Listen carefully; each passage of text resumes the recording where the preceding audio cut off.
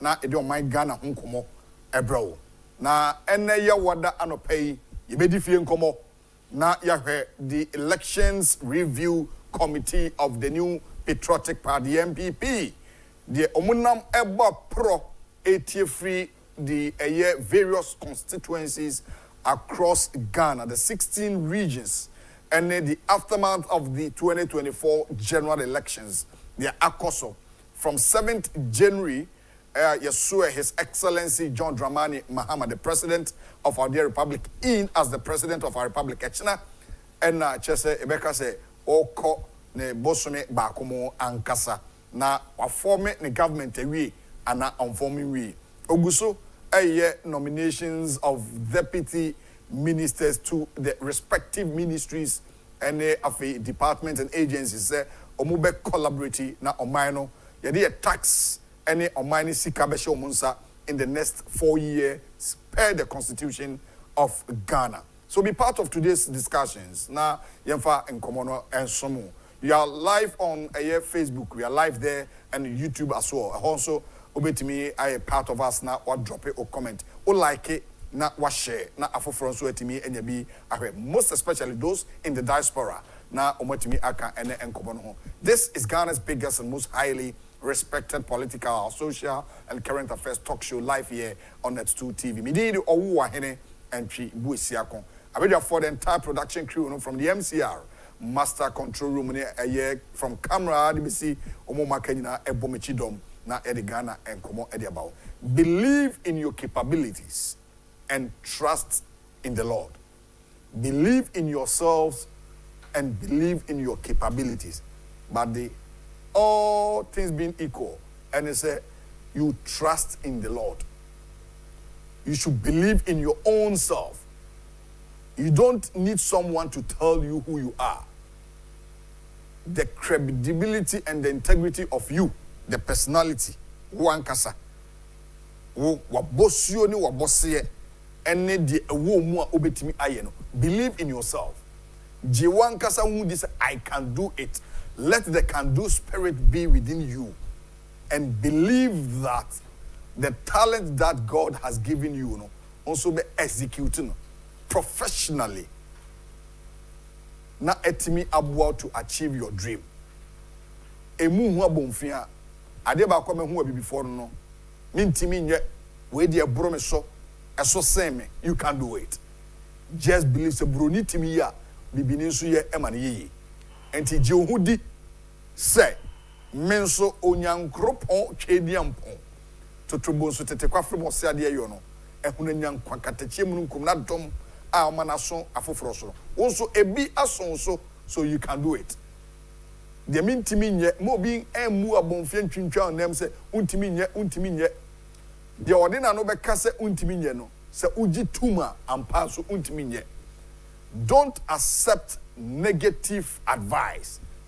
Believe in yourself and trust in the Lord that you can do it, because nyankopon wo bo nipa wo se abo nipa said the soon in saso. He created you in his own image. And to what say you are the representative of God. So believe that I can do this. Don't let someone discourage you that you cannot do it. Whatever that plans are, trust in God that I can do it. And it's a one you when now Jabonti so needy. Now one kasa unipa unyu who did ya abrabono bekachri. So I want to encourage you this morning that believe in yourself. Jehudi se ubetimi aye. Now nothing can stop you. So kanina ho ne hu se anopai a dialogue media yede ebro no. We nim crashes sema yede esom yahwefo or Net2 TV. Me di owu ahene entry buesiako ene ye yawada yaw ene ya fo nyina eda. Until Thursday morning, be part of today's discussion. Now join your social media platforms. So you drop your comment. You back in kind of edi ama. Makachi also ene ya wadanti. Edu ya wada ye can face them. The NPP as a political party, Ghana for party, Ghana for epe. Adeɛ baako edi MPP fo nyaa yɛ omo ankasa omo ho. That is the problem.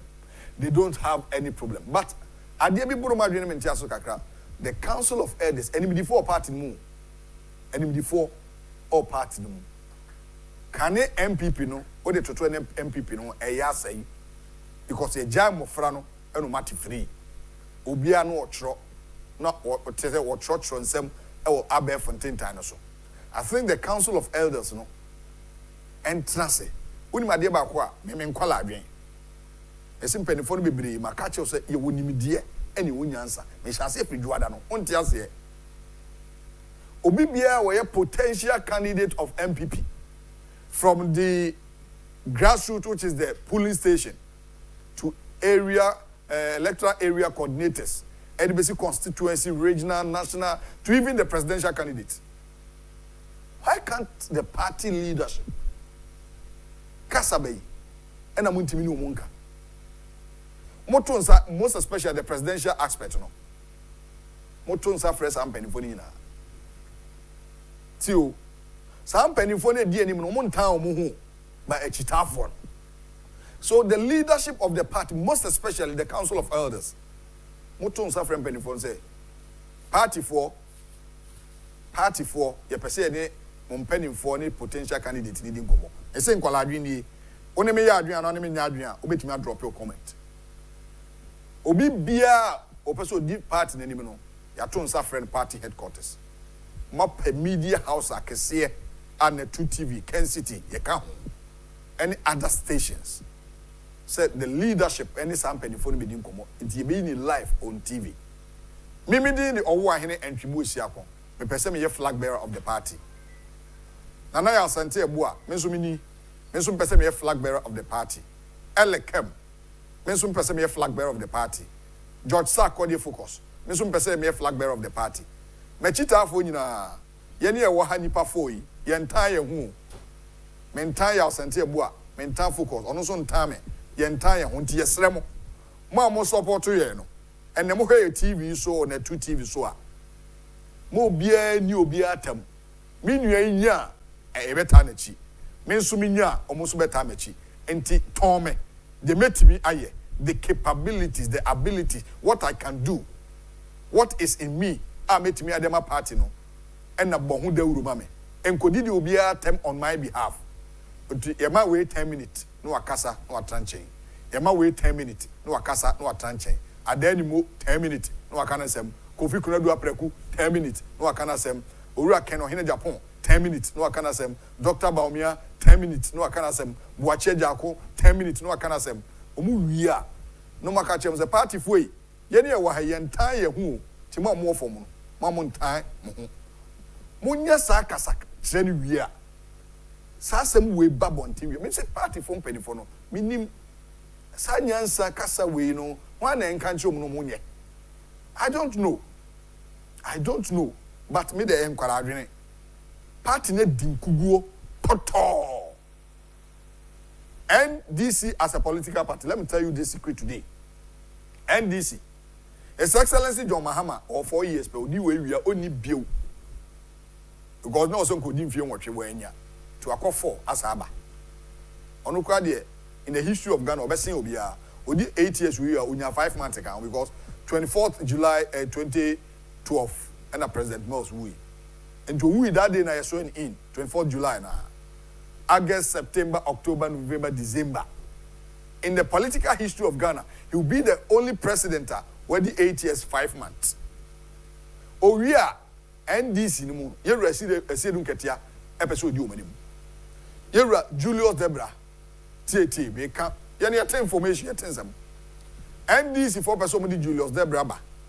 Now, Omode Haruna Idrusu, the Minister of Education, Apatnan from the Northern Caucasus. NDC for plan. They are fine gentlemen. Haruna Idrusu, very fantastic guy. Sanso and Yura, Julius Debra, fantastic, solid. Yura Johnson as Yedun Ketia, or President Edi Ukuma, if you don't know. Yatete,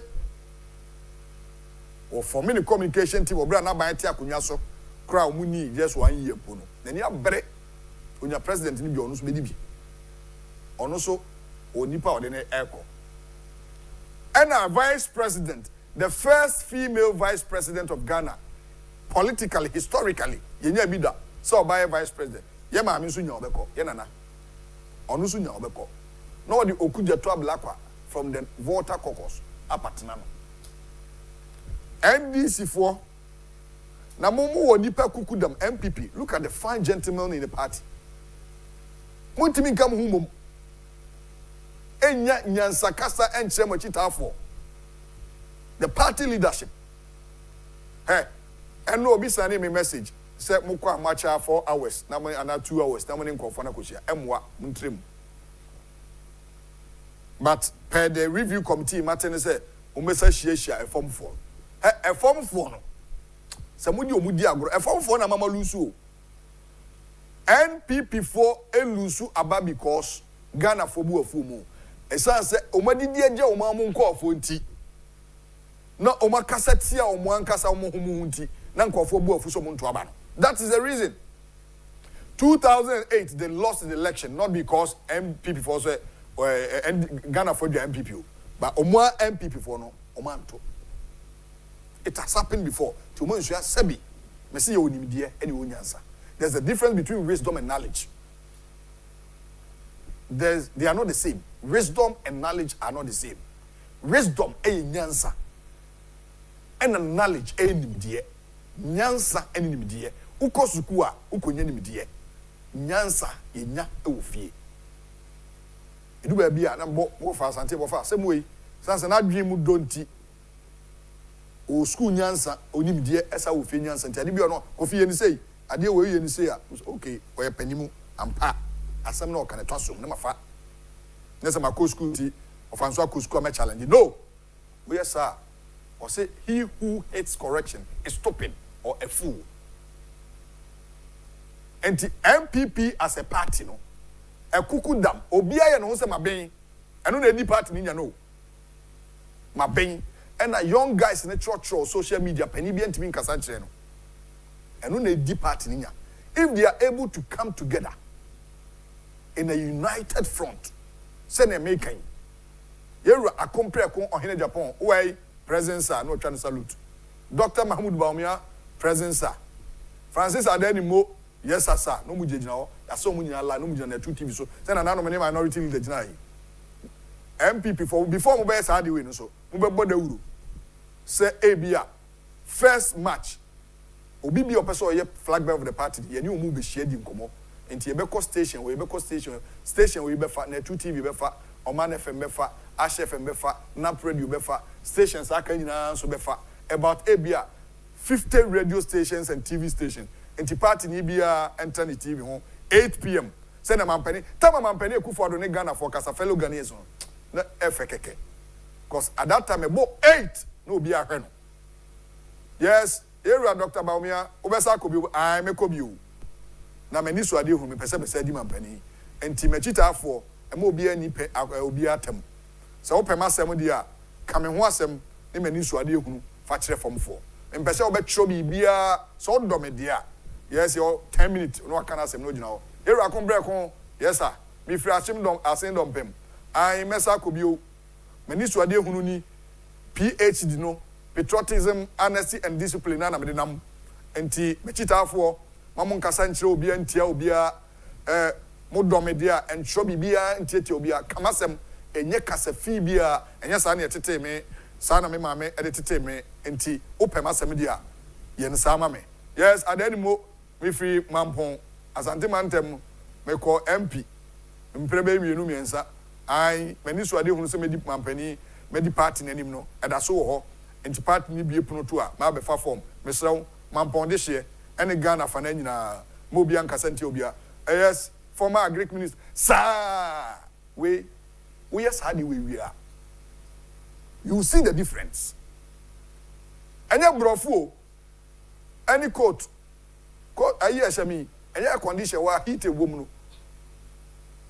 be point ya na mawro because we timi fanante awianum nye coat akese ne tie ne brofo mun ko form e form for no mo yes TV so de wi a mun ko each constituency 276 mo de say nipa 10 na pese contest no mo ko bia mo de bus mo nyina te bus mu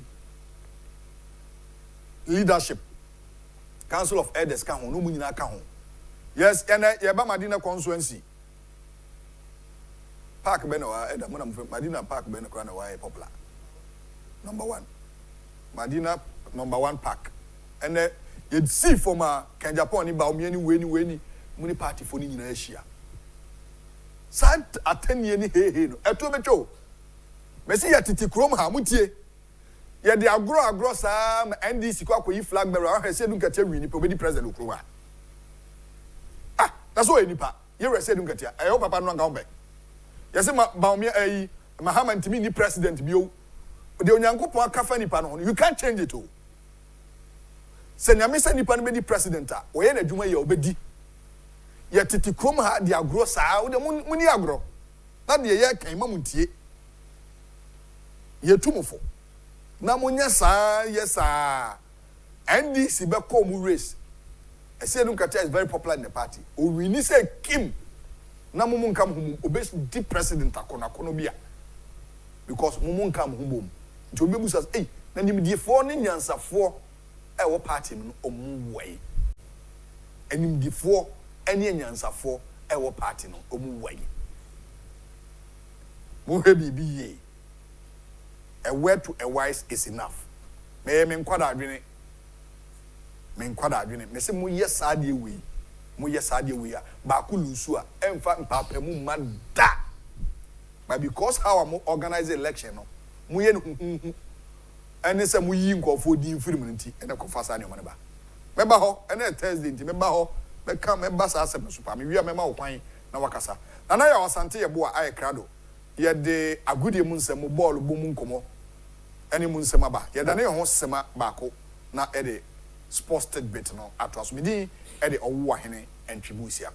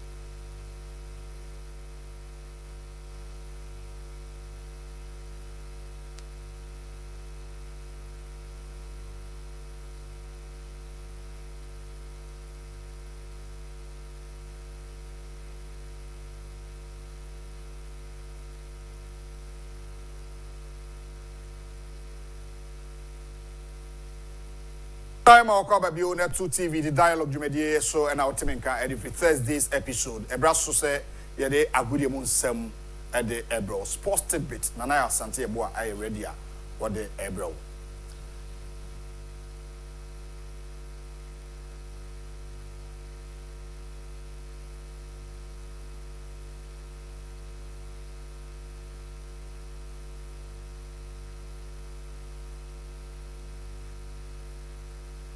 Well, of our Santiago, I ready. Over. Yeah. And I'll pay the own Sahara. So, presidential candidates, no money. It's you, ready. Definitely. Well, definitely. Of our Santiago, a sports tidbit, Ebro, on the dialogue show. So, Thursday's episode, February 6th, 2025. Now, most especially on this subject matter, the ekoso, a year, ball boom, Krobia Sante Kotoko, and nothing so at reminding us if we know, and the ekoso, over. Yeah. Sad tragedy, I see. No, updated to say, you see, I know, then a free football fraternity or ever. One. Ghana Football Association, almost suspended football activities in the interim.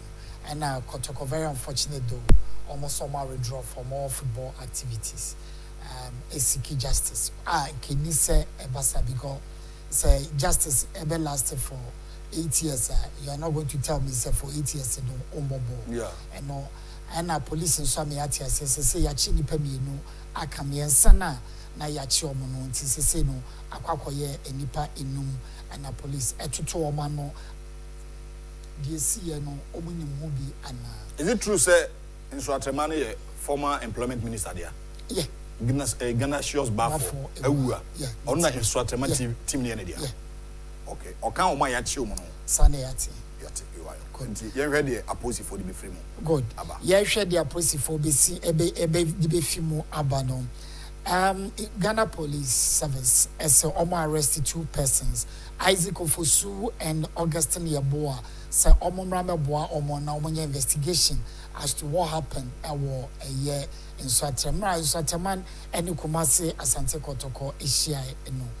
And no, I want to know Ghana Football Association, Ebeshia, club CEOs Nina, and our headquarters of Ghana Football Association.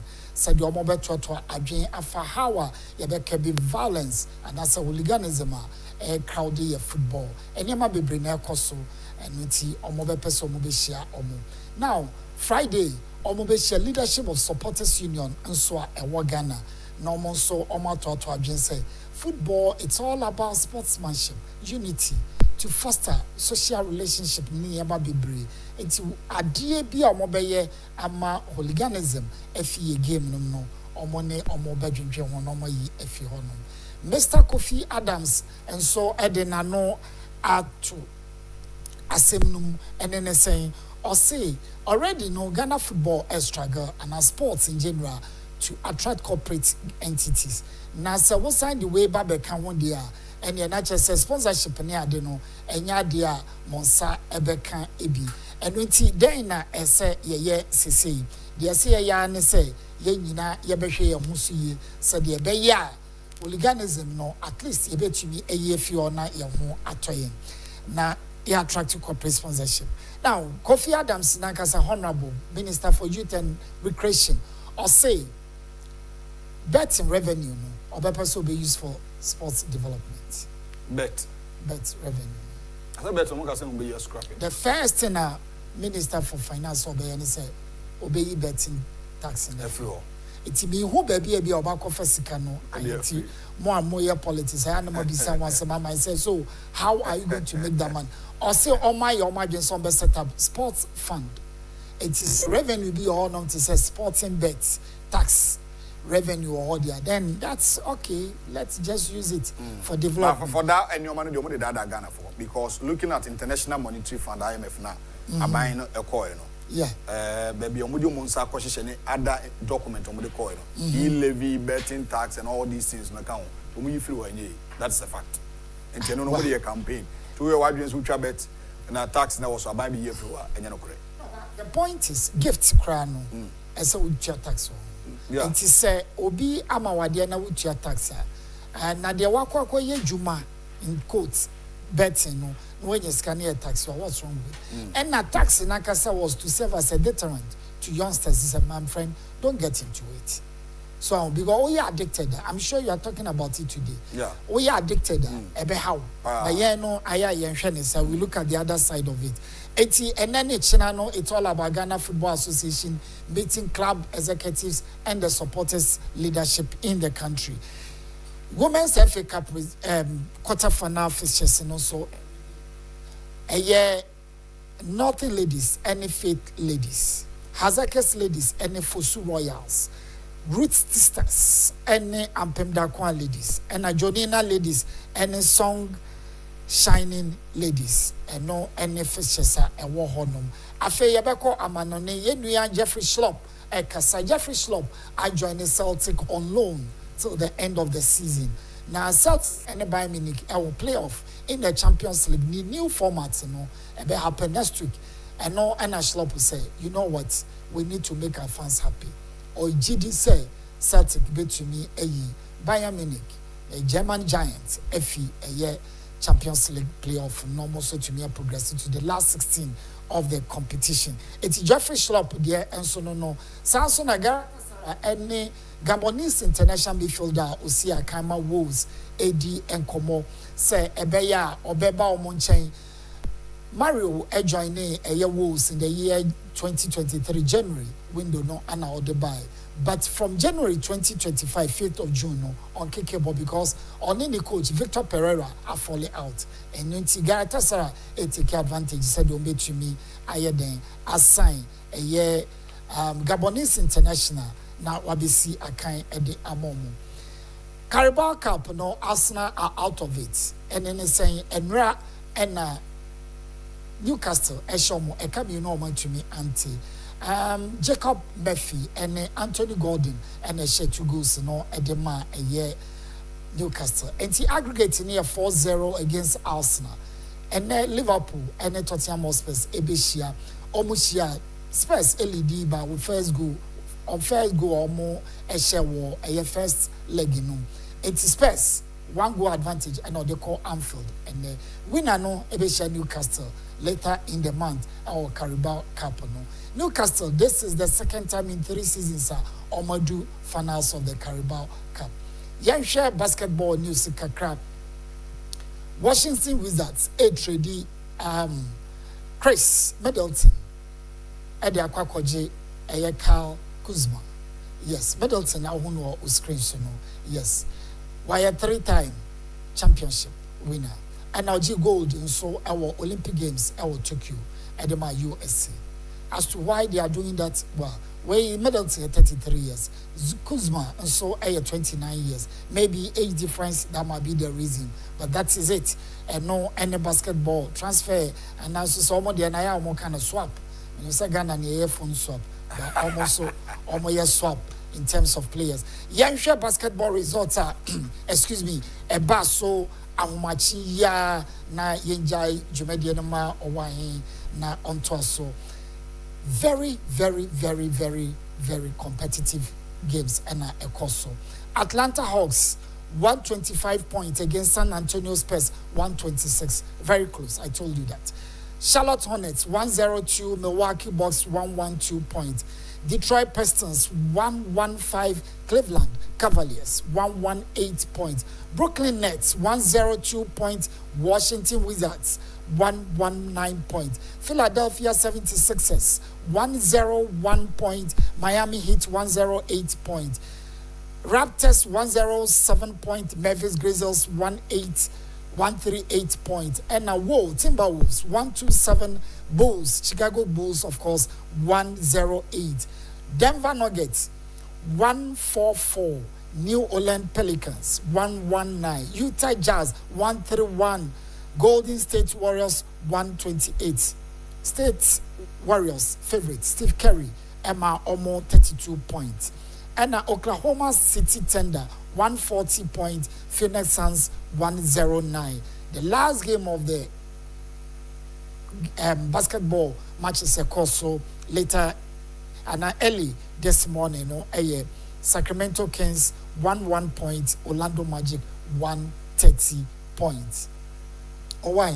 Your way of sports, but made the say no more effort betting, more addiction.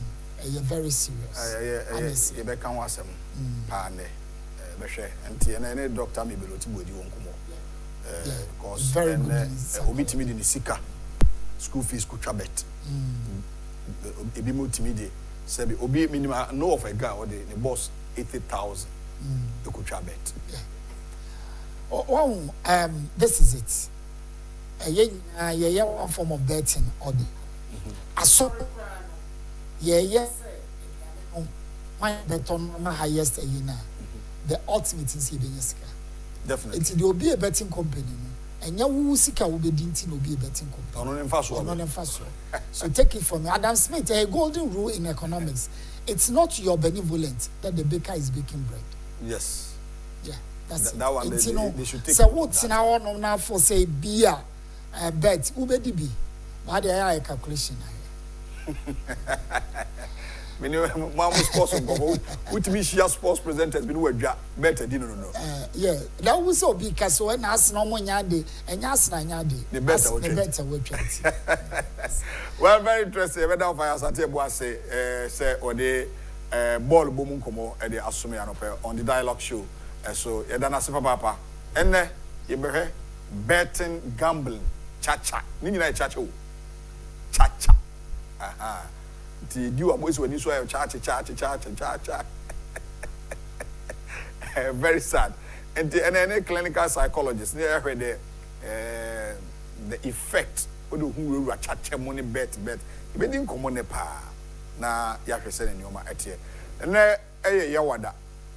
Ti right after newspaper review no me activate phone lines na amanipa edu omakasa 10 enipa 10 MPP as a party Monsieur Oman Yomunyoma ye enipa mabubo mudi in NDC ne mu ba ko be di president. Some can say John Mahama can never be president again, His Excellency. Listen to me. Onyankopon bo wiase no wo so obo nipa bia se ne saso. There's a unique talent in as much as say ye was as you know. You and I, we have a unique talent. And if as a political party, John Mahama, only or the president here, we free up Nyamiko Pono, only Nyamiko didn't come away. Nyame only didn't come away, and I saw for me Nyamiko channel. So, you know, Ben affects you, or first you know, so. Mudi mkokwasa agro we're president of Ghana. Me say we will respect him as president. I personally respect him as the president of Ghana because me papa no na and kamepe. He's the father, whether you like it or not. Obi bia oye kandini bia, no matter where the person is coming from.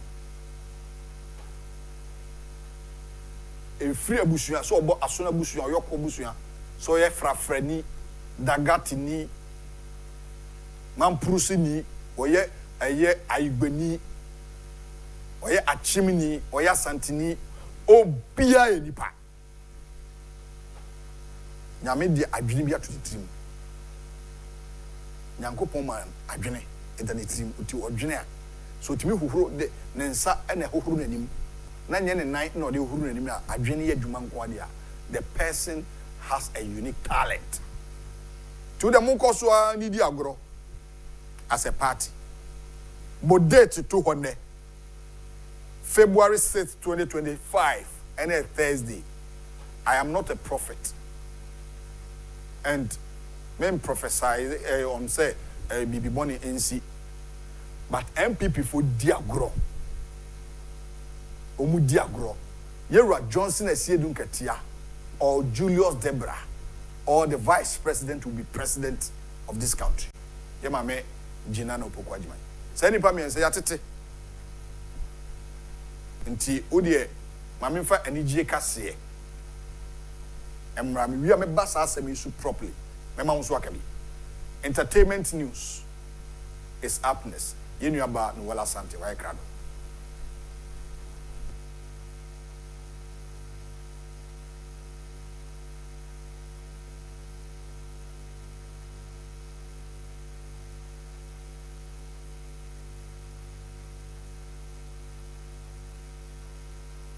Well, Ebraso say DJ Kassier Emao until Uhene 2 TV. The dialogue so a fully packaged program from 7 a.m. to 9:20 a.m. Anopa Joada Education Fiadabia until NJ womb, motivation womb, sports womb, newspaper womb. Ebraso say the entertainment segment, you know. In your bar, Noella, Aye Cradwa, Wabo once. No one to say. Libya Boko. And I do in your friend say. The skirt or the how the colors. Now be in sunny one. Sleeveless. Oh, okay. But this is just a blouse. I think we can just call it a blouse. I was trying to do monochrome, but I don't know if I got the colors right. So this it's okay. Combination. This is a different kind of combination. Green. This is also a different kind of green. Oh, it's nice. It's looking good on you. Thank you. Yeah. Thank you. It's looking good on you. And we be share energy Kassier in your bana boboano. Ghana had ye ka ho ne me abebre no. Or the nina ebrenti. Take note of that na share. And koma what the ebre. So what do you have for us? Today is Thursday. Yeah, so today is Thursday, and as you know, we have that Thursday a throwback. So today we are going to do something different. Okay. Yeah, something different altogether. I am praying one day you try to organize and arrange a throwback for the workers here. For We heard Ellie coming in, call a blimey TFU, and then the Yamia no not the picture to be let's try to do that thing.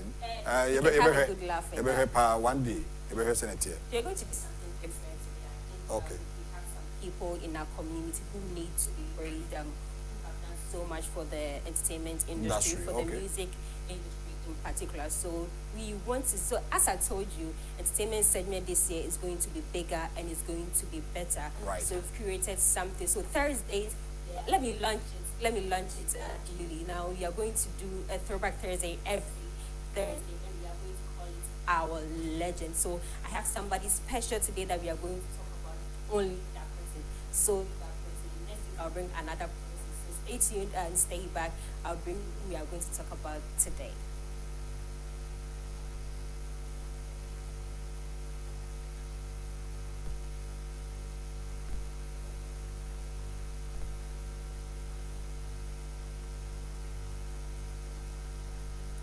So we are back. My name is Nola Sante. This is entertainment segment on the dialogue. If you just tuned in, listen to television live at Medina Zongo Junction. Coming up this morning, the person I'm going to talk about today is our very own Abrantie Amachi Dede. Now we all know Abrantie Amachi Dede. He has contributed so much to the music industry. He has contributed so much to highlight his alive of him. So a quick throwback or a quick biography on Amachi. Now his full name is Dan Amachi Dede.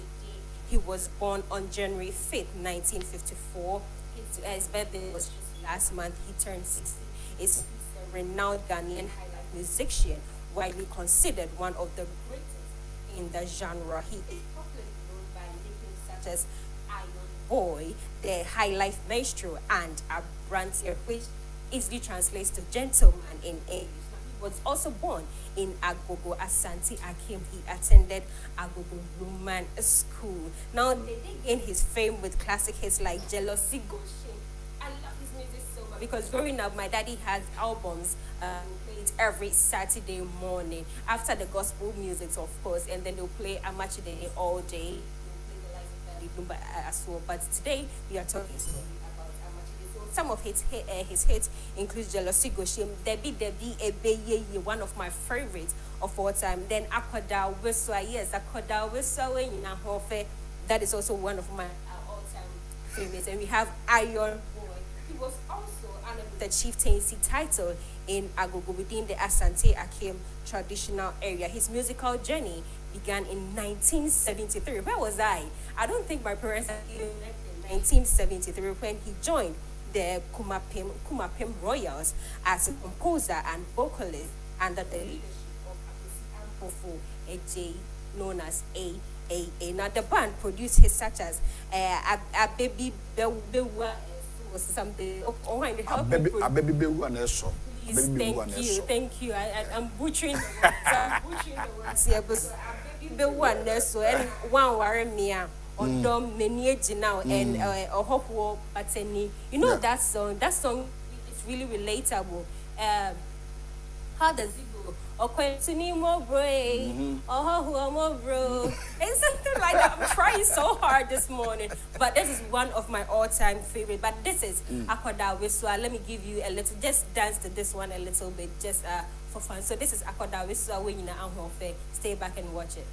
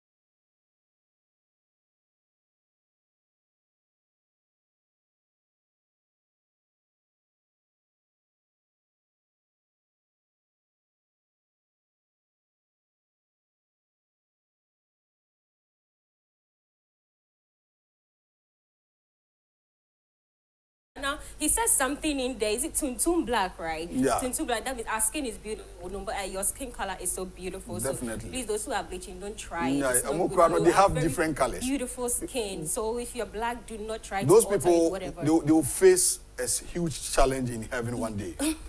Yeah, Heaven, your face is right here. But the main consequence will be when they present themselves before God. Before God, right? Because God gave us two colors. So where from that multicolored thing that I have. So they will be talking about that. And he said, yeah. When you are daba, I don't know what it means, but he was trying. And you are daba because I feel like it's a beautiful feature. Yeah, and also there will be any. Look at former President John Agyapong. Oh, sexy eyes. Yes. Damn. Look at I understand it now. Yes. Ooh, it's captivating. Very good. That's what it's trying to say. Very attractive. Definitely. Sure.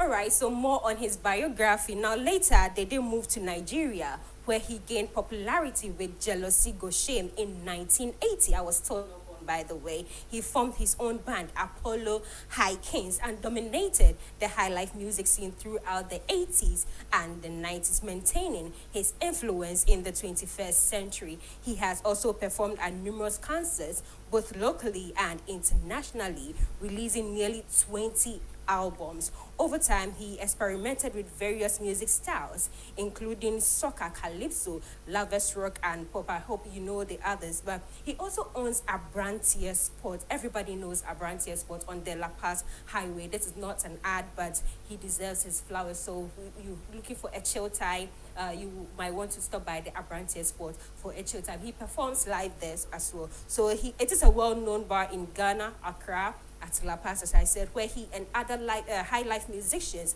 perform live. Some of his popular songs include Handkerchief, Senyuwa, Bebrebe, as I mentioned earlier, Mensuro, My Broken Promises, Inso Emuna, Soko Nemape. I'm looking for this song. I can't find it, but if you find it, please dance to it for me. And we have Kose Kose. That is one funeral song I really do not want to hear, but it's nice, by the way. It's nice when they play it at funerals. And Mefrewo, Ochina Sese. Ochina Sese, is it that one? Yeah. Ochina Sese, yes. Yeah. And Odofun Foni, and I Enkechi, Lenye Jina, and to be a man. To be a man, no. To be a man. Oh my God. And Watch It Today is a classic. So let's celebrate our legend. So recently, Ghanaian musician Black Sherif, who grew up in Asante Achem and was heavily influenced by Amachi Dede's music, visited the high life legend to express his gratitude. Now, during this visit, Black Sherif announced that his upcoming album, Iron Boy, will be named in honor of Amachi Dede, to which he has done so. Black Sherif's current album is Iron Boy, named after Abrante Amachide. This is our legend for today. Let's celebrate him in good faith. Dance to his music. Keep streaming his music so that he gets the royalties out of it. He deserves it. He has contributed so much to the high life scene, contributed so much to the music industry, so he deserves his flowers. Kudos to Abrante Amachide, who is our legend for today. Now, don't go anywhere. The dialogue is still in session. I'll bring you more stories tomorrow, and this has come to stay. Every Thursday, we are going to talk about one legend, and we are going to dance to one of their biggest hits as well. So thank you very much for watching. My name is Nola Sante. This has been Entertainment Segment on The Dialogue. Stay tuned. Don't go anywhere. Hand it back to Owahi.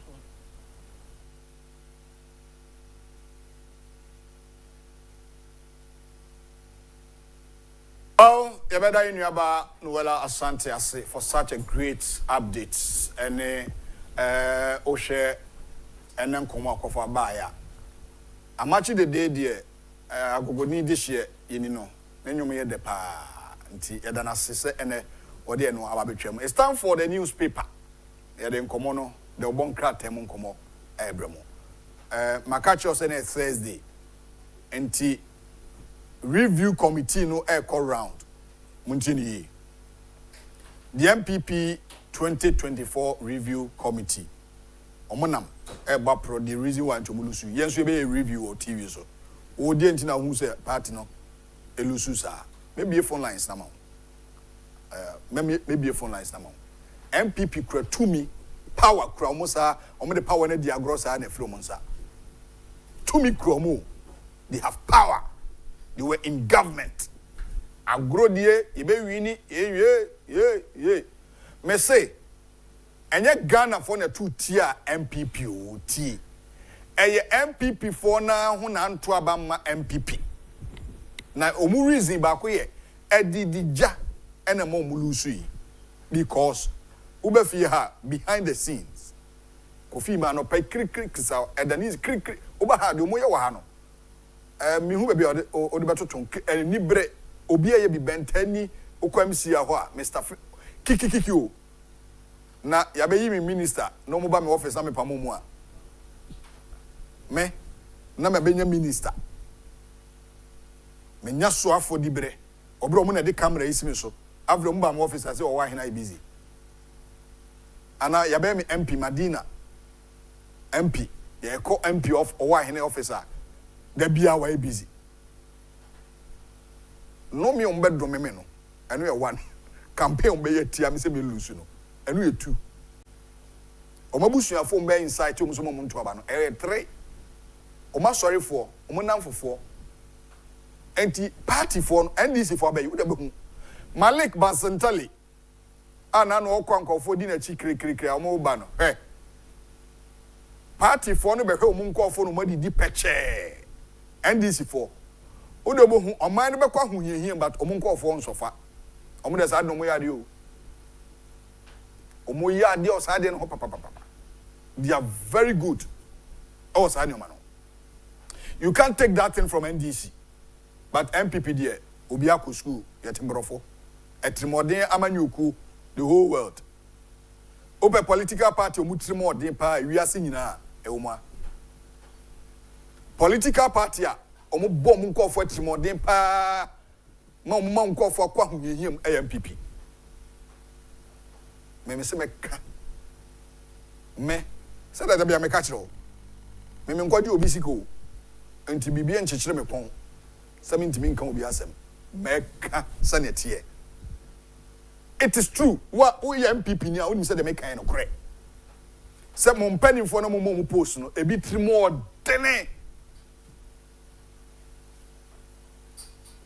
Me say me won nkofo we bire am send you WhatsApp message to invite them on my show. Oma mada. Message na me send no. One head out. Ada MPP lusu na no be message no reply. Na wo ye panie ayama di bre. Nebe kasa ma o manfo hu se o ye adwuma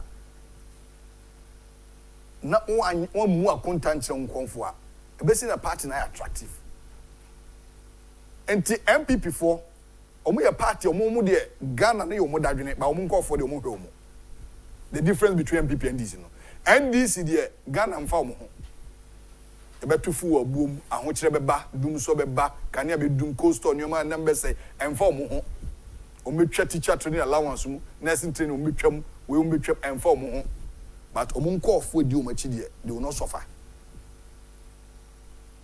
me se me boaka ma MPP for no nya di bre na oboa o frɛ na wa busy oni abem no onye busy onya aba abem a wa busy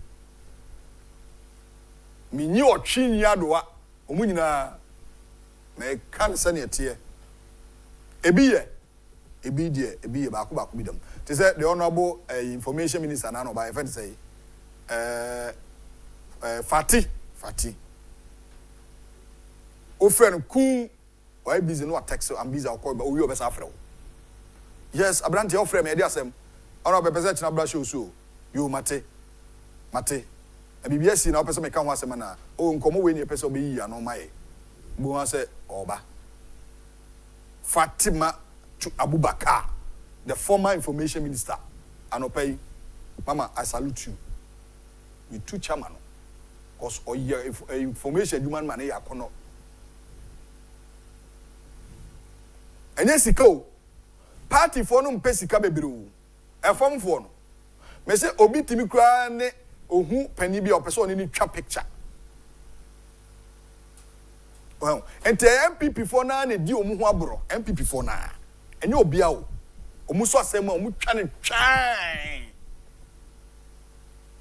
me se Ghana for entire MPP o me Ghana for omu pe party omu pe but omu ankasa omu ho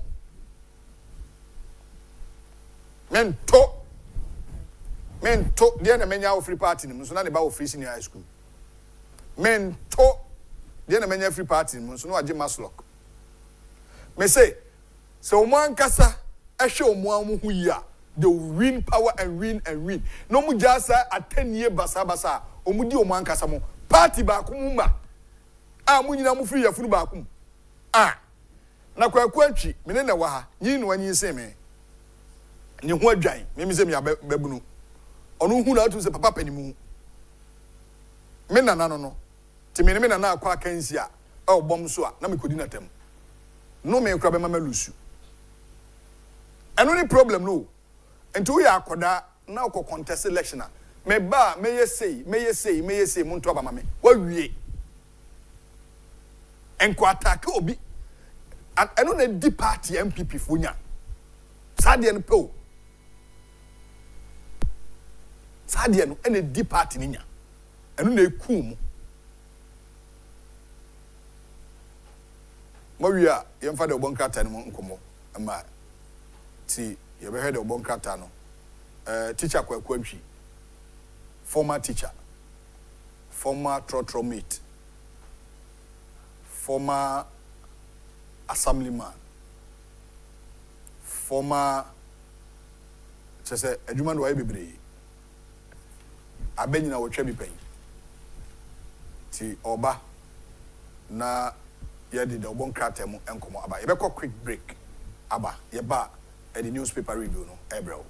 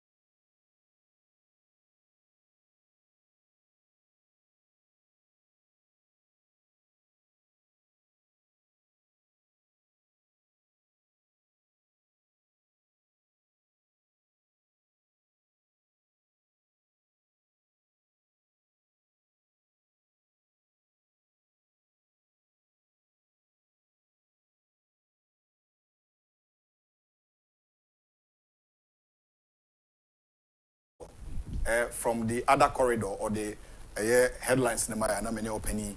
At opening watching or that manana. Yeah, no akufo. Mumu asinchiao.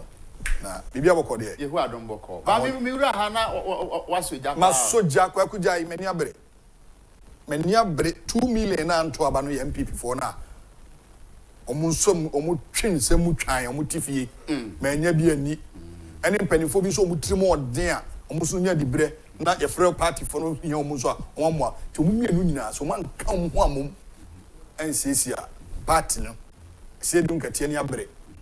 Ye ma me vice president eni abre. Julius Zebra eni abre. Omu di agrodie sa nipa mbako 2028 aka obedi president me se me kase mu ya to omo de tuto so mo anya he no kwakwase me ba Kofi wa hu asem na wo ka no ye no kureturo do na wo ka no but the ekoso MPP mu edu brebia ekoso more than this e wo NDC mu but on tefe we radio so mo ye me discuss with TV so ese nu gatia betiam so unnim na ukasa waso be hye but Kofi opa madano nuru emfa ho ne NDC party no e de be ye one voter obeye de akot obekwa akot na ba ma NDC yes but MPP mu no akoye se sebe obi abeche na adwumi because obi aye nyansane empani se enyansafo mienu twa ba ewu ntem enyansafo mienu etwa aba ewu ntem adenti oh there be hwani am more rest right na ma say coach me na me nkotwa be na ni me nko ntebi sa be ayi be na me nkohuti o wa hene be ko ene ade woni be ba ho so no na be no unya kokono kra wo mu are wa hu mate kosi MPP for ebe hunu se Ghana yi die ne da ache e wa MPP for nsem na ye jai anem no Kofi kwaku ye paper review be kasa asem ansana ko na ye wada nti be ka fi asem okay nti ye mai aba sabato ye ma na kwaba sabato na ti say pa cho me ho ye na osre nyame adom ahode wo ho pa wo fi angasa ko wa betifi abetifi ho na me fi oya be ma ko be bo bees pa what's your voice oh very nice voice pa says yeah ko wa betifi oba otadi nkongote ni memesi akan na voice tesa da bi mi ni kokonte oni kokonte da oni fufu da emu nko a mi de banku ni dokon grandfather kono wajedi well yeah story paper be ne kura o edikan the chronicle and ewa ha anopai headlines no the other by custody blues Baba Sam still keeping child despite court orders. Niti wool blows cover of NDC land grabbers mentions Boteman, Adenta Aviation, Military Cemetery and Tamale Residency. Western Region Chiefs approve Mahama Oral. On also there Odeba Anopain. Gogu. Yee. Asem no ebefa mienu na wase on. Baba Sam de open be bintra. Ai nitu. Asema okofa basa na no kasa parliament. O started so okasa. Send this phobi aban ni o minus ase o ka no madum ni mic. Eno ho asem ne dawo. Kofirim. Enti emfia nwotwe no a MPPD ye no. Na Honorable Dominic Nitiwu na onim say previous government na ye NDC previous government no na emiaye bi te say Botima Adenta Aviation Military Cemetery and Tamale Residence no na omo onim ede no ka fa ho mo satam no busy someone ko opposition and can some way ebeba make just say satam no busy onka Kofi unim da bia me say kosi say Ghana ebe tasty president bi obeba say Honorable Kennedy Ohene Agyapong no NDC ni MPP you scratch my back I scratch your back the difference so say no na make say ye pede be nya president bia ai Rwanda president no Paul Kagame no okodwam nyina o obeko oko market na na yere kura basket dinachi police ni dinachi agentia what distinguishing him to the sense hu na sabu de ani die ni obu discipline e dai e okromo what you say enti Kofi yente ha ora yi a yeti yi ora yi Niwura, ni oye chairman. Ye kasei. Ora kofa bai. Ora kofa bai. Okude to Ono ne dan ho konta kora no. Ena na me kan se de okobra owu no oso mpafen de nam. Entie mi sase. Ora no. Then this if one nim say bi ensem bi ati say na MPP fu nim. Mo What you say? Enti na awre ho no say omo kire say parliament no. Se me be so me mai. Me na me kasa be so me so me mai. Me dum na wodi kan so ame de na mma. What you say? Me na esa me kasa. Me na speaker ma me chance say me nkasa. Na me kasa na wo umio mic. Wodi kan so wo mic na. Wo aye ma kwan say kasa no. Wodi kan so wo mic no a. Me pesa me kasa me de. Me aye ma me kwan say me nkasa no. Me de na ma. Enti saa de no na no mo de ye honorable Nitiwu or parliament ho no. Kwaku MPP for di agromre bi. Yati kroma say MPCG double salary. E de na mo ye. Na ete ye say ye no kre de ya na ete ye say nkofo fa achi kopa mampani. E no kre. Nya say de ete e no kre. What you say? Enti a chow panel. Enti the ordinary Ghanaian no nam ho no so akori obi board de come din nti no. Ono so mfa che nkopa che na ye nya no. Eno ni asem no. Well, that's all your politician here who they ultimi weird. Na man from a civilian me nam ho de a ye politician de a and ye mfa me nkoto no. Konsawom politicians do say no. Yo. Call other prisons. Eye nipa nam kruma omwia board kwadu ewia obi kako enkwan mu nam ene da ho ene obi bi kra akohyefe obi kakra ana ye hu center patient botom ene da ho. Yes, politicians na wi o man ni sika no ebi wo ho enti ensem ye di mfie nwotwe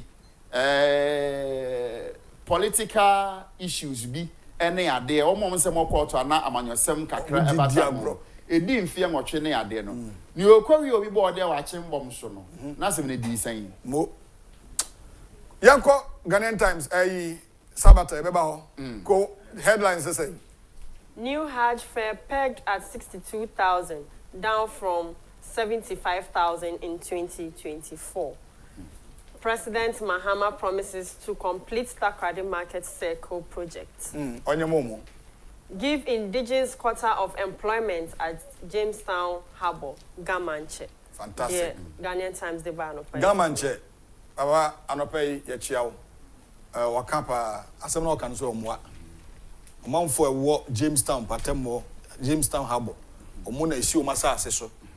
Tia Fenny Pedjumama, then you part 10 years for more. Yemfa one pain through, Yemfa ho be brim, and Tinanaka say, Yamado do no choir, and any agri. Near na kan menene ya adwen but sese ye adwuma sese adwuma won kana hanko a Dabi no dey send sese ye adwuma minim krobi company bi wo krobi so empanimfo ada adwuma no ano no kro no nipa ba akokore nim omo nyina ya hoho na akọhwa katua ye de masa adwuma ye fo no a wo bebi san ho se eno ene de because afibia so a company in terms ka bumbudum no de ama ohene wo kokromo no kwada shine botu no kwana nem oman ma no omo bre enti ne sa so de nanso asembisa no so ne se adwuma no so wo ho no enkofo no a se adwuma ni so ma sa ase no omo ho nimdie ni so ehunu adwuma no ye betimi de ama wa ya na eno ye question dey dikan ohun krata ohun nimdie beba ho yes hajj omo ko hajj board omo drop it e kano political points. Oh yes, say. And I mean, Madam Papa, we me panas empower Collins Dauda. Many na shia ba kumiye no. In fact, me panasem. Enti or say 2024 Hajj no mo komo mutu ya saying 75,000. 750 million. 750 million oba ku bia. Ano obi na busu. We need to go check that thing. Okay. Enti and until we front page we political points. What you say? Or the ambassador say NDC for joining. Omo ate so. Enti omo ahe no mo ate free so. Is it 13? And I said 13 e be free. Yeah, 13,000. 13,000 yeah. In a be free so. We campaign Kofi me say fasem we to 2028 campaign omo de sa de we ebe ye Zongo areas no. Zongo communities no. Campaign omo de be ye no enya de ketewa. Enti say ate so no ye das na mum me ne owo ahne egina ha ide. Ne ya hwe ni mu ne say dokun say 5 cedis na 7 cedis. Ye hwe say madawroma montes na mra 1 cedi ma ye. Mate I think it's a takradi story in the infant tour. Infant tour. Yeah, the next paper you crawl, Sabatel. The new crusading guide. Minority slams Mahama for dropping charges against acting Bank of Ghana governor, threatens to petition IMF. KD Asante leaves Ghana Gas as multinational companies pursue his expertise. Agboja opens bid for competitive road tolling system in Ghana. KGL boss promotes public-private partnership for sustainable development at Africa Prosperity Dialogues 2025. Abu Jinapo denies denigrating Rawlings. Our Win Traditional Council member exposed in illegal mining scandal. GBH board fights Senate boss over attempt to scuttle CEO appointment. The crusading guys so the other bar and opinion. You better story first. A year, Ira, a year, a Siamasem Siakan. Obia, this trial war a pending. Statement say only interest room. Until we question of we know a man appointment as Amrado or Mexica Krabia bad time. Kofi.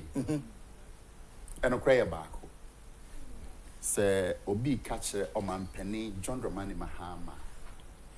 And Nimunyamwa or war. Bra or ye president, Edibe ye ex-president. Any Nimunyama wasinya benya. E wo bra or saya man penny if in Yankopon. Name mom. Enipa bi amohon sensem e wo court. No ba ye attorney general wabafofo agina emu atwetwe twa cases num di position sam binum no. Yasa awiagu ne gari nanim onyam no mu. Kwaku onfa. E komadi o mache 8 years. And to umbedidi. They all can onti. Because Kofi media ni bi sane say. Sam panimfo yi wa hu bia odi dibra ma wo mo no ebinim ho a ye nyina enim wa dance ese ensembisa ene nsensem kakra e wo mo ho enti ye pese e kire se apart from sankofo na omo nsem bi wo court ne ade a wa betwetwam no apart from sankofo na ndisi mu ka sankofo eni ho positions no omo nyi obi enfema no ana semsebe wow enti Kofi aba ne se ya na esa ne etwa to ho no enti sebe kwakwantwemete yi ebia me wo faase bi nso ti ba bi no abenya dibre na o wasem wo court a ese me de metumi gina so ekoye dai ekotwa case no menya ho de position na ma no ana aha eye bibi foforo ese se ba bi o mine ye kono ye very careful se amanyoni e wasem de a koto de ne botwe ye nyankere de onfa ne hunkodi Kofi ehu I think there's a story on this public-private partnership. It's very laudable. On mine be it should be between the public and the private sector. And that's the headline, the new crusading guy say KGL boss promotes public-private partnership for sustainable development. It's very key. Now you're more penny no about so paper no you need to say. Crusading guy. What the story no ni okay na kan wasem na na yen hwe ne say private no a aban ne omo kan bom no yen hwe say obi a owa hoden ka ya kwan kra e wo ha ya ene ye ntumi nyi se nka ye ma ankwankra bi kra na ye set standard un say Ghana ha ya kwan no especially Sir road ministry no engineers they almost certain standard almost set enintina obi wo ha say we do say broadcast na we dim ho esro ho ko no say ya nua Samuel Jana wote ho metini bre bi say kwan na nyi no peso ye ya say o mo fa sika no mayen na ya nye kwan no anka ya ebinum kwan ankwa binum kwan kwa ka akwan bebre ho a omo aye e de omo din keke onu ni din keke kwa yo fa so na enso emrai wo hu no what you say enti say ye ne ankrankra aban ne ankrankra kambom ebie enwuma ene ade no ebeboa na emu me de ne say enkoye say NDC woso yi ye say private for na ye omo be partner public no enkoye NDC for nko a ne mo Ghana ni bia Okay. obi beka say this ni ono so ye Ghana ni sanso na other opposition party nkofo no so eno so wa hode adwuma no betumi aye that's all Kofi. Okay, I think it was Ira Alex Appel that day.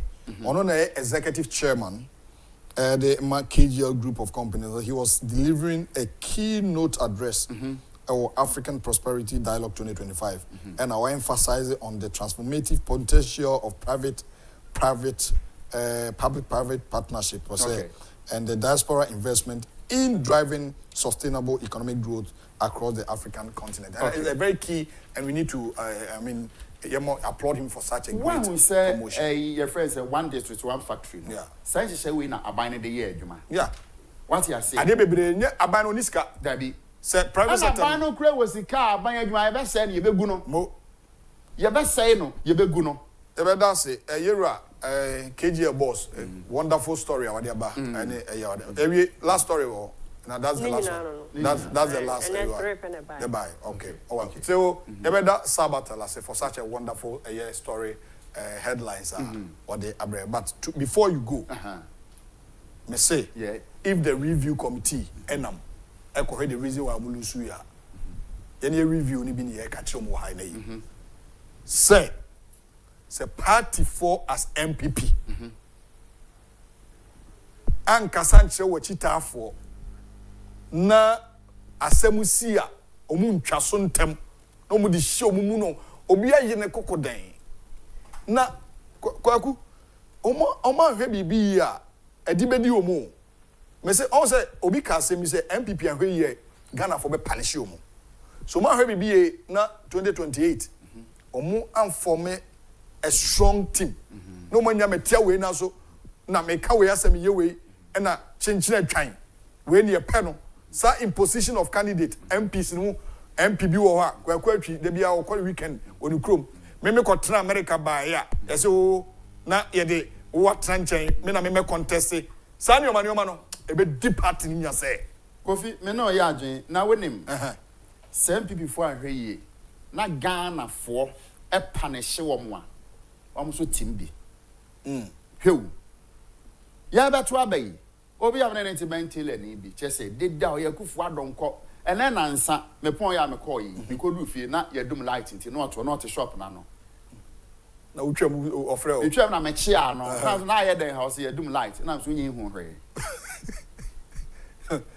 o se sa na America na so campaign na wo ye no so aba na utwa no hwe konfo bone ehye nkom sekuru mo a otimu bi eya no kra se MPP fo mpanimfo ni binom ene omu nyina na me ken sa no pe na me bo the honorable information minister baso what you say MPP fo mpanimfo ni bi omanum kasa ene wo ne obi okra na Kofi enya se wo frɛ se wo gi bibi afri ho o wevu keke oni utwa picture keke no pani hia no what you say enra me call ablik makwan no so me fa car me ba no mate is the me new sika okwa aka kire owo ahene abranya akoko ekuma ya mo fa bo aje se o mechia mo ena ode kire me ena me si kwam me hwade car na me sign be free trotro na me sign be free ye no driver no so onimi nto no so anye me sika okay we di dance se ne ye bia no na so mo kan se oba ko kan se me man kwoto aba because of honorable Ken I fa no amenti ni aga na what na ke mo pa se ma me kan MPP for penny for be inter trotro mu ti se ne amemefo trotro yi na ye hwe ne ebesi na mo no ko si se MPP for obi a wo MPP ni na wo gidi se MPP e na ba o man be yi no e ya fa wona nche na wo se awurade fe bo na nche ye se ne de che omom de yaka na anye se ya na de abufuo se di a ye de oman be hye kwasi basahye adefo yi nsa na ne ebesi bia no ye ne ayasem what you say ye ne ayasem enti me de me kan se MPP eye asem ba mu ntwa so anye sa ba bi e de oman no bedru no ye ne a ye betu kutu eswan ye furu so me dan se e weda enu ase but no twebo pema na ye ne doctor Bedinko mama fa 5 callers ansa na wako on this subject matter okay afrefo numpe na ye momo so kabi ansa na wako 0240550899 also Fred briefly na no twebo pema kim na chese ye ne Dr. Mebilo Tibodi Edingu. Kwaku de obetimi actual dwumadi so. I mean fa nipa enum pe enya teni uba wasem go straight to the point.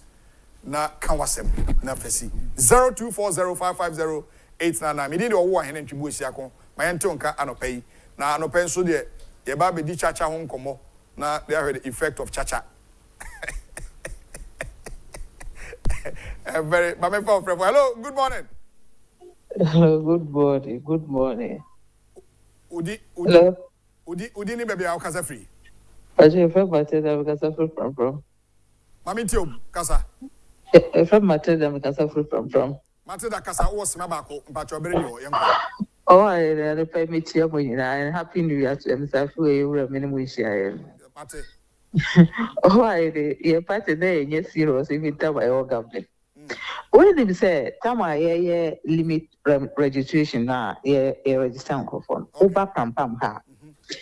Ye executives na ombeboa akofa nkofo edo omo aba register kra na omunya support.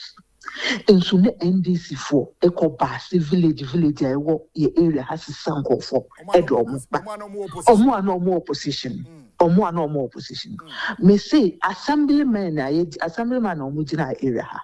Sam George Bombodima, hello, who's in it? Sam George Bombodima, you call phone that 10,000. Assemblyman. Oh, me and Kasana me brapping come. One class 1 that one MPP near where graduate Janai, me brand new. One school day to our father. School day to our father. One MPP now where graduate or renino. Mina me catch you. What finance or when you nan call for Nina. Now, yeah, party no power. I want to say we serious. I mean that's it. I mean from Matilda there, pram and the free about 024055089. Me say 55 callers and you di kan atwam. I mean for to aso. Hello, me watching. Hello, good morning. Mane bapa, udi ni baby akasa free. Mpacho me kasa free. Madina. Mo Madia mo na mo fia bibia tedi. Mami ntie o. Awa hene. Mi tie o mame. Apom to say. Twedi ampon de me kwa che mame. Ya da na me ase pa se. Ebi amubo djuma pa. That's it. Na nkopo mama mo djuma pa sa. Amen. Ya party no. Ese say yes original pa. If it's a party ni da yakuma so. Enye sika mo de be ma ya na bibi sa. Mo. Da yakuma so papa ba MPP di agro. Omo di agro. If you say Madina na make us free. And someone assisting Madina before election. And now some ketwa. You kunu a polling agent. Me say I can't someone could campaign kura. Omo bako campaign about ICD. I beka someone give fire TNT impo. Obi ama. Yamano. Them go mu be. Me say 2016 bra me kunu bra wo a friend some polling station. Your money certificate keke. Besine obi friend no kwam san say DNC ya na DNC certificate no what them. Certificate nso ya de amount keke yan fa hwe yan. Ai yaso bra be pay duma. And so certificate no kwa yan fra kra na wa so kwaji. That's it. My unia bin to aso. That's it. 0240550899 and 0240550899. E ma na di kan omo nanim efom nkomo. Ko omo kodwom. E ma so de consenti omo ya de. Ti omo tin sempa. Ofre for me mo wache. So we never ma. Udi me be akasa free. Me ingrama. You are so kind. But your kasa ma minti o minua. You me down that. Yeah. Come on what hey. Yes. Then with the MPP for me to sign. Almost to sign up. And now committee meeting the content you have. Almost a kind of could you believe that? Almost say, in fact, motorbike, Makuma, study every application of conscience. Motorbike, about motorbike, about my type of study. Mammy, to Mammy, or Mr. About the study, not what I need. Wow. But you follow it. And then you okay. Yes, you are surrounded now. You need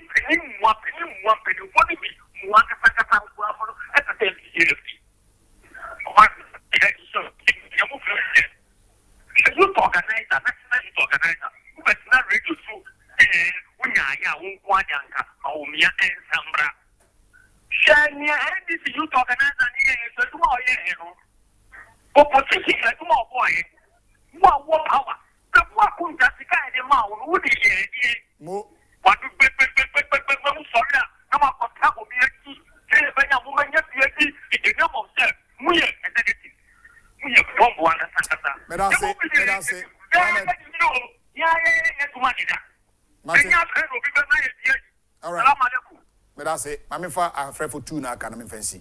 I got 2 callers. Me for the next caller na doctor Babi do you find common so. Hello, afraid for me watching. Me pacho good morning. Good morning. Udin baby afraid fi. Me pacho me free Accra. Accra area be na o.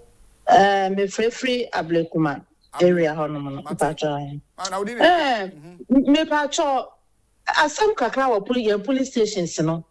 Any say Sane say aspirant be ba na omo be gina na say ye ba ko ewini a na say ye kodi ba ko achi a na adani asem between ye any constituencies for no na adani otan you see it no say edu police station ko fa from sir na the red pen amacho wo mo ko police station bi wo mo ko bi fo ko file from so no ma ya to atwene wow it's a matter de no you deal with police station executives in them.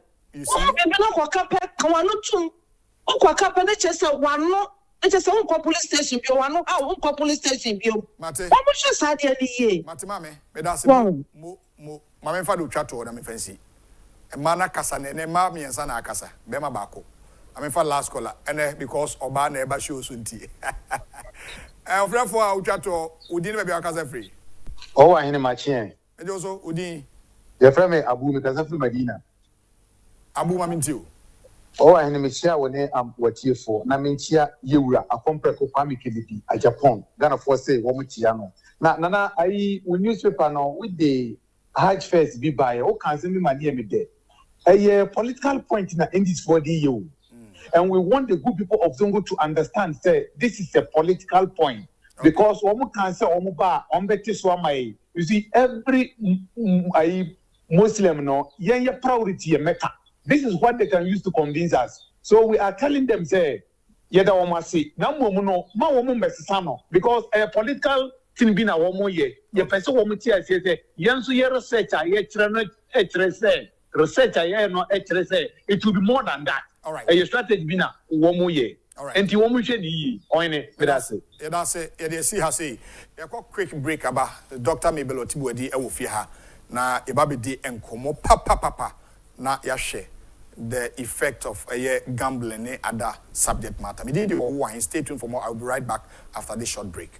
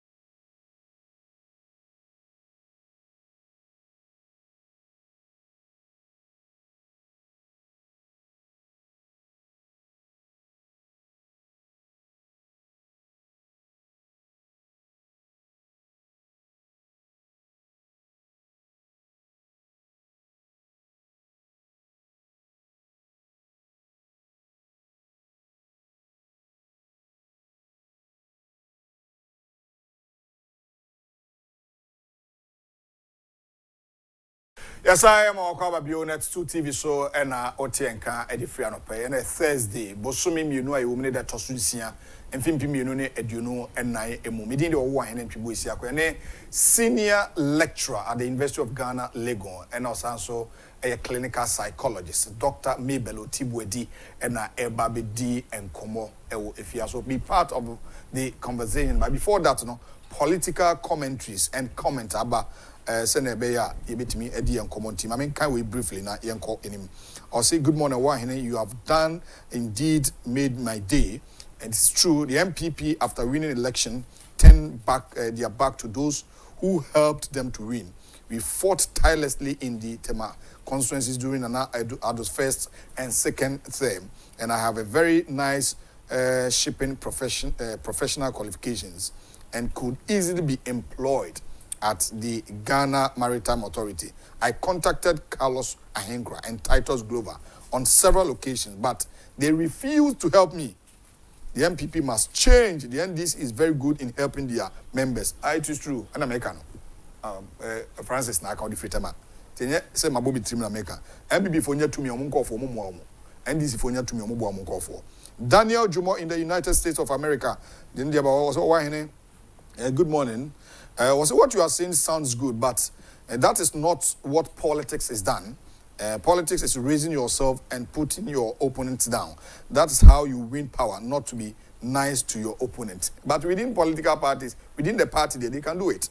Within, if you are, having contests with other political parties, but within internal contests, there shouldn't be something that you underestimate your other opponent. And also, if you remember your boss, tries to be nice by firing Kwekwanai for saying something about Dr. Baumia. Okay, only the Abba. And so, I disagree with teacher Kweku regarding his argument about NDC not allowing their members to discuss issues. They are not practicing democracy. MPP is the one that believes in democracy, and that is you.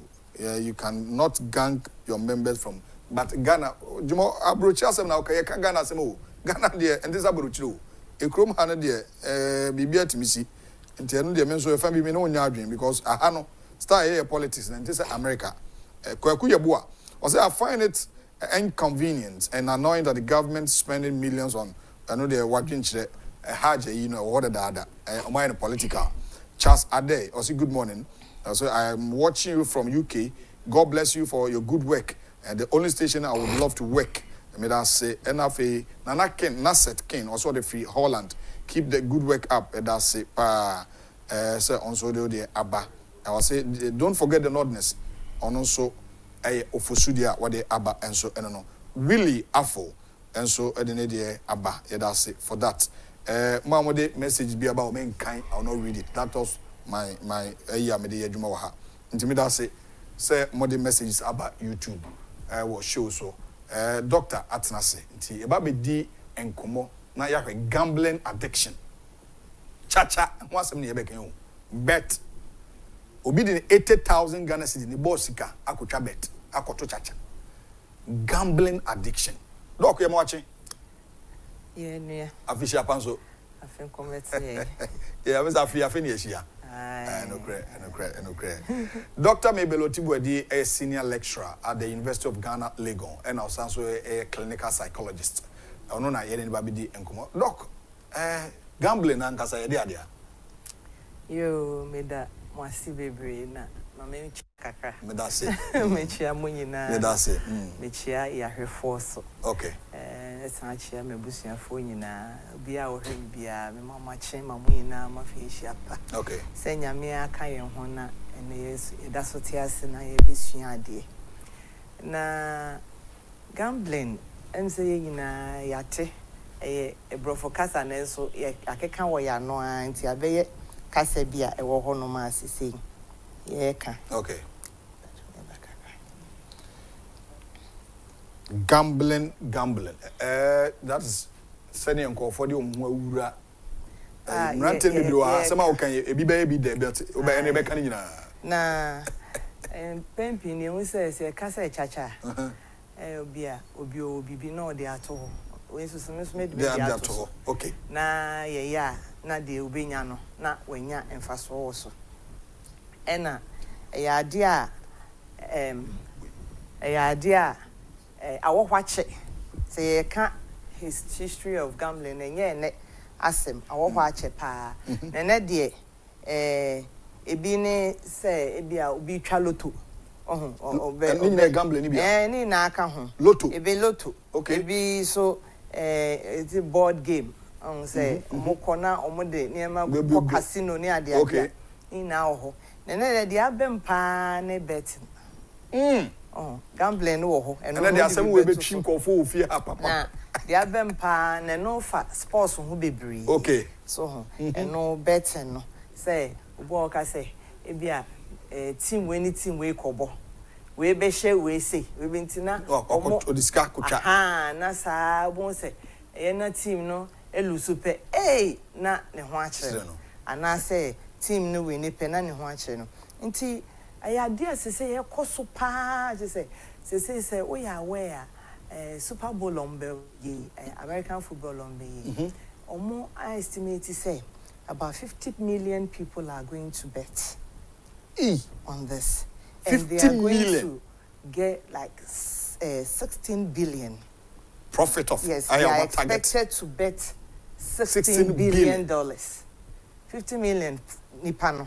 Omo expected some over bet $16 billion on this Super Bowl ya ebebaso na nsenya na sadi mebro bebre edom ho ahyem young people be free be 15 e kwa wo fom ekonyina omodi omo ho ahyem a chese omayiro omo ho amoye na yimo amaye hu se ye bas sports betting 14% of people who do sports betting ya no mo ye nkofo a omotainya suicidal thoughts because or the ne ho nyina akohye mubo wo de sika nyina fosika ntia fe se be wi ase no na afi e de how be bre ebre no me ya na mpempi no young people omo per risk taking so say o ya de a onwe ho kwa chiside a me di yi e bia me sika me di hyemu e betima ba se me lucy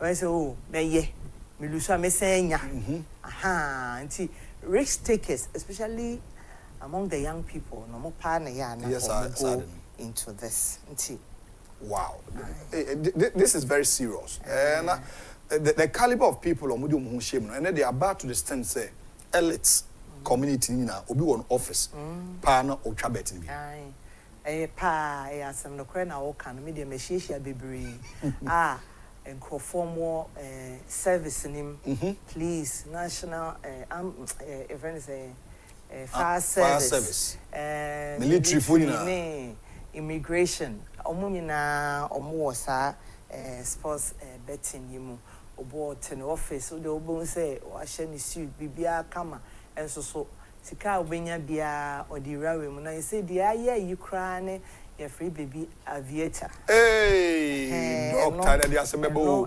aviator no kra dey yes aeroplane to say ya okobo for man sika hye say dey no dey ye fast your friend a fast game nti no no wo ye ni na wonim dey ekọ wonim dey ekọ unya wulu so we to bo te ho saa wo hu so wo lu so saa so no diska ni hye musa ya dey aye hu pa na no dey the way ama enne emebunu emrantie empanyufo omo ye eniema omo femu no enya asem ketwa nti na doc obi bebusa say e hya se free hen meti hayi eye peer influence ana okosua no hu ana obi na di hu komo che no e hya se free hen because me say matia meti hayi mate better but me ntwa bi da me nya madwi se metwa eno no psychological effect at say empempi no ya na eye exposure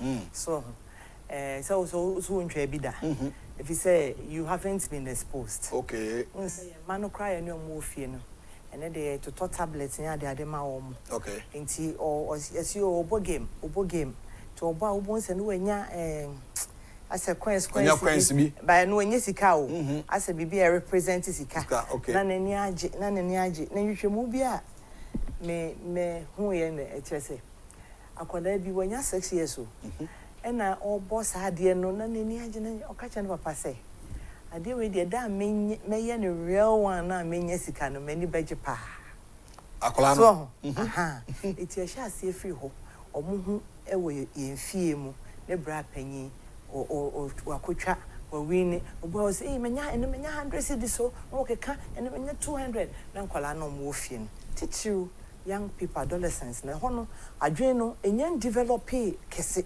okay nti samre ne de bibia ebeba na akwan mu bia no wenya guidance bebra na odi akiri okay so nti hono ohu se ne bra panyi ade a wo ye ni eyeso so wonya musika okay nti ene me so menye bie enkwala nyina so ho ena afei sikasem ebi wo ha ne ho akire na obisi oni sika wo ho kire wa hwe ade we wo de better wo de 10 cedis pe wo de ya benya 100 Ghana wo de ye ya nso ampa no wenya 100 Ghana wo si na chese ne sikasem ne ya ede ya ye afei nso wo be wo se na eneme bi ete se adwumasem na afei ne man koyie ma no enti ene memfa me ho kohye moe na menye adewi obone kakra saa na ekoyie kakra saa wo bonse na ogine mu afei nso so obo a ebia wo ha obi mu ebia one ne yere gya aware one ne kwan gya aware anase otifie onye hwe okay to otifie a onye hwe one nam ne phone so a afei unse wo nam Facebook nyina omo yes omo ya advertisement no pa advert no nso so ya ma omo a ya ni je omo ho no omo na omo ye o so won say celebrities ni adro omo na omo ye it was bet one na afei wo kan na ya akono nti nipa na ote wa wonye hwe no a wono kra reho bi abani mu no oye na okoye side we na ni na afei atiesim okay promotion na ye ene abrabo a emu aye ayi kakra no titiri ye hey in the this part of the world lower income countries timi we ni 100 Ghana nye easy crowd yeah na so wiska sa okay international say ya de a ebetumi asa na abrabo kakra nti ene obeye no hono waye nti nyema bi say na ede sa ade yi ba well ye be hwe any doctor Mabel Otibodi and I didn't come na ye hwe gambling addiction obi wa che say o sorry no pa the first thing ene kamenim no sorry no pa obeda onyankopa so ne nyame ni abusu amanso ameni asem onchi ya no mpo ono o che say o twa ne salute o tam ne phone na no kutwa bet ye hwe the prevalence of gambling no de na no so rate no to say okay nti gambling no abaya ade bi a ewiase nyina ekoso abrofo no kwado mo ye na kasiem ye hwe ewiase population is about 8.2 billion yeah na 1.2% 80 million ena eyo into gambling na even normal go into gambling disorders achesa bia o skill oni skill obeye no hona waye na by 2028 no we are seeing now expect to say ebenya about $700 billion from gambling we are seeing now enti amai bebre 700 billion from gambling amai bebre ama ho kwan fisika wom okay so who say wo to na wo lusu na eko obi ho enti ono nso so o ya ade na ulusu no ono nso so opeso nya mfaso enti ono nso so nya ne mfaso pa enti wo be win but on win ne sa omomomuka enti Ghana ha say ya ma na be ya ade a ya say legalize ye wo actor ebo ho ban enye legal and can't menye ho tax so on say ye je ho tax ama ne nkrofo ye na betting tax ade omu sika wom okay na sika na ewom na ye agye no ena nke ye bia ye di ye bibi papepo a ena mate se ye de ba be ye sports development ni ade but nkofo so asori atia bebre fi say ha wom so but ade no so e problem betting ni gambling ni ade e problem ma ye pa o so woni me feel di ya me ye ya na wo mo na obe hu se nkofo esi apini pa it create issues pa nka be you know crank ye tum crank ye bet no tax no anka ye peja kosro a na nkofo etimi deter nkofo na discouraging nkofo too sa enso so sikasemu nti nkofo ye ne yenyi free na ye free ho de ebe ye west ye free ho kra de a ebe ye west wow well Ghana for me did say our forum and wow TV na 2 TV usua de because ene senior lecturer de kwa de suemu pa na ye who is at risk eba ne say ya na make no young people Mrantie maba especially Mrantie ye ehwemu bi wo Ghana ha de hu say uyi enkwala 10 adolescents 10 mema we mema 10 ejina ho a 4 ene gambling o de mema 10 ejina ho emu 4 ene gambling so we 10 3 ema no so ye bi ema no so ye bi pa cha no ema no so ye bi this is very interesting na omadwemu mie bebre no early exposure se na America no mom bobo game na o win na nadwene kwaso me win na ye ni age ebe kakra no person who the real thing nti ene obekom na wenye scan ankasa ompe rubber online so there be ompe so ena enkola susua ade bebre from observation nti owo fie na ne maame ne papa ne nuanom ne bra mpanyinfo omo kɔ no omo ba omo kasa ade nyina na ono so oti ono so pese ono so dru ha ono so ye bie nti se kwa de omo nyini nkwa ni mu bebre o 10 years 12 once they have the devices so kwa de it's not only on the smartphone e be kwa ti me de yamoye so on say the mo beka lotteries and the short codes near the animal nti no mo ya at risk na make omo mental health issues obi o ho why depressed obo also any personality na nkasa o ya risk taker da bia o person ya de bia ebe bro ne so na won say me na maye nti no be go into won say risk taking say ade na obetimi elusa na obetimi nti na waye sankofo no so at risk na ohia ahochiri yes ahochiri pa and also so putting kofo at risk pa but doc na be me say in a global economy technology advancements ne ade de enka ebetimi aboa na nka inya nimdie bebre in a positive way but here's the case and that bear for no moment is because betting is here online the impact of social media ankenim say betimi and we are seeing na na kofa but ye te Ghana that day ni etwa loto ye na nam kugina box no emu twa na ehu ye hu sane but ICC ano technology ni mu amana ekese aboa ye sene da ye kan technology ni de nkeye nanso ewo nsusanso bone so wo ho che say I expose him bebre exposure ni is so much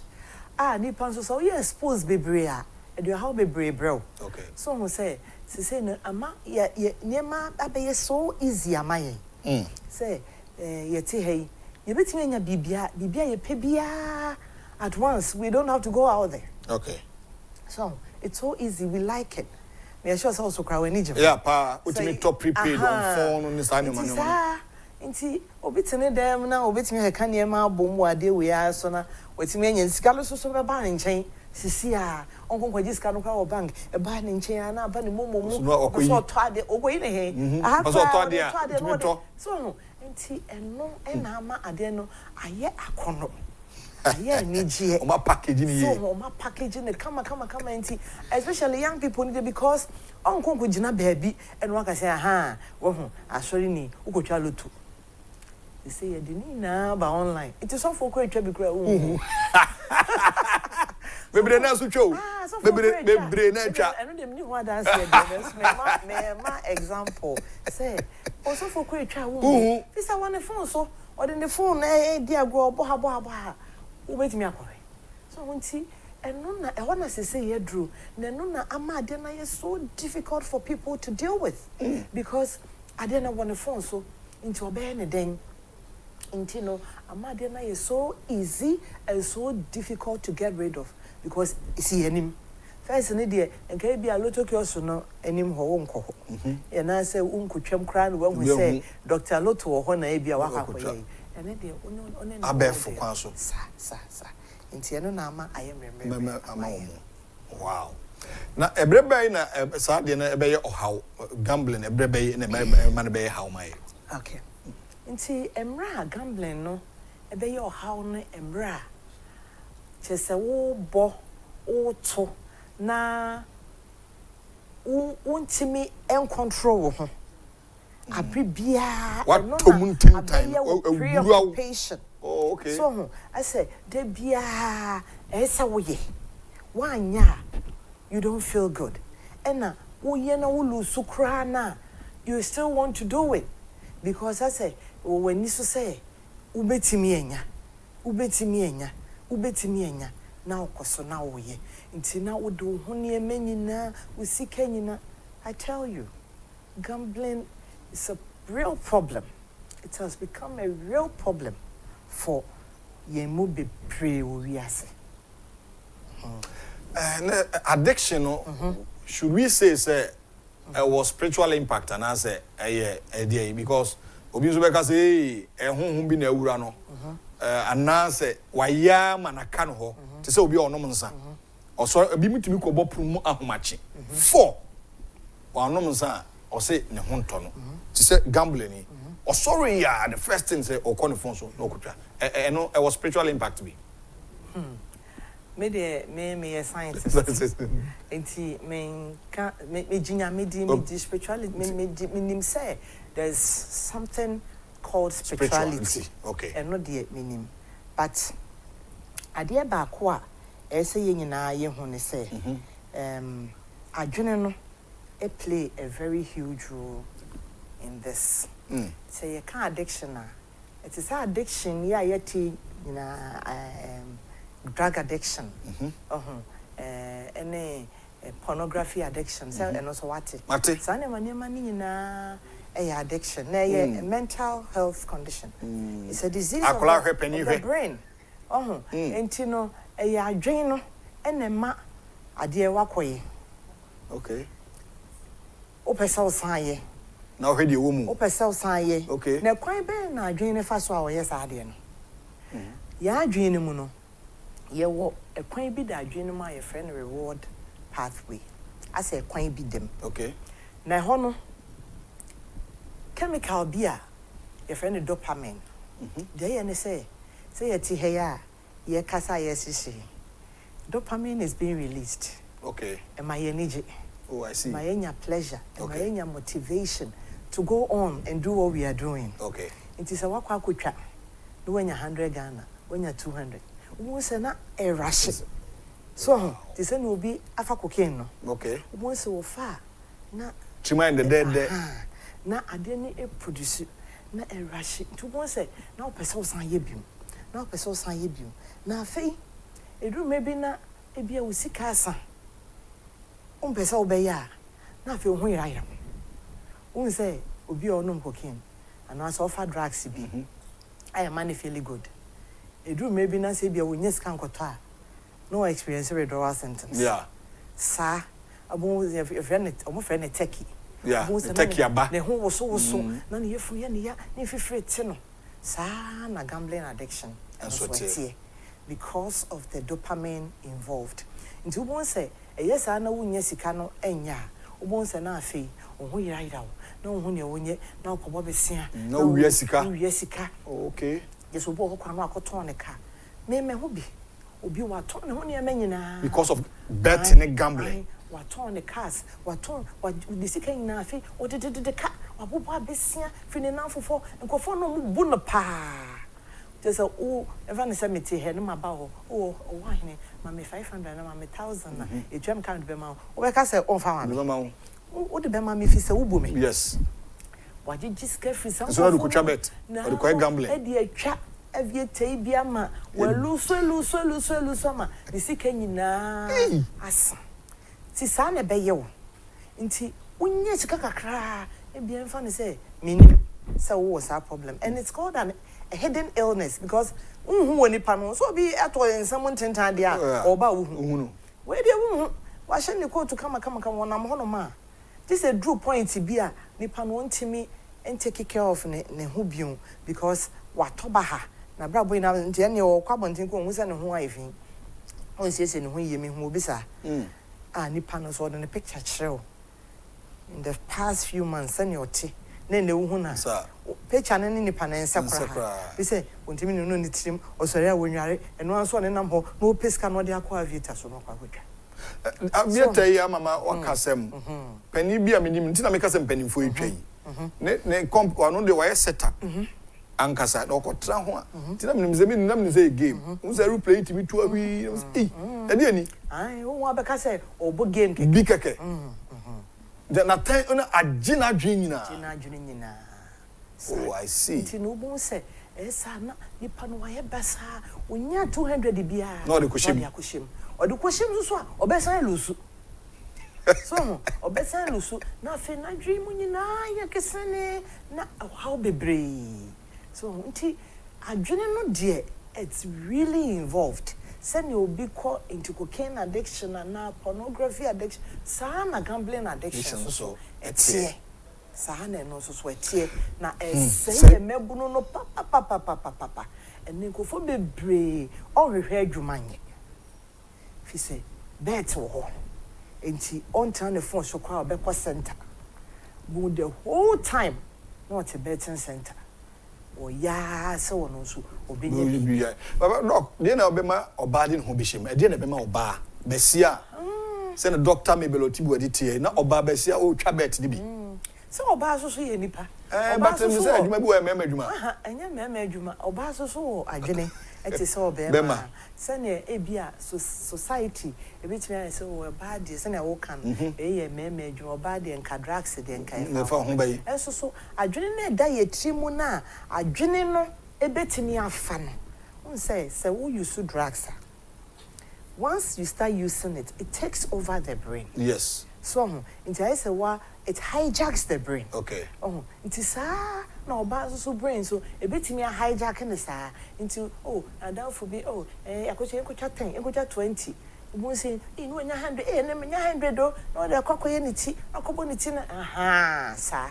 into oba so adwene so addiction no etimi fa na well yeah signs and symptoms in be of gambling addiction and a bit say into sign ni bi ne say nipa no da bia no de ne hu siesie okay feeling so opese oye secretive on pese wode ne nsem ebepi nti da bia bo say wo hye dem we san say we dey me ayi me wo TikTok okay sao enso so ya dia otwa na afin so ade ba kwa obesan wo hu say obi are addicted to gambling they say wontimi hye ne ho so ewo sa situation we mu ubon say de bia na oye nti wo ha na o hwe me a na se wo yo obi a de bia wo pese o twa beta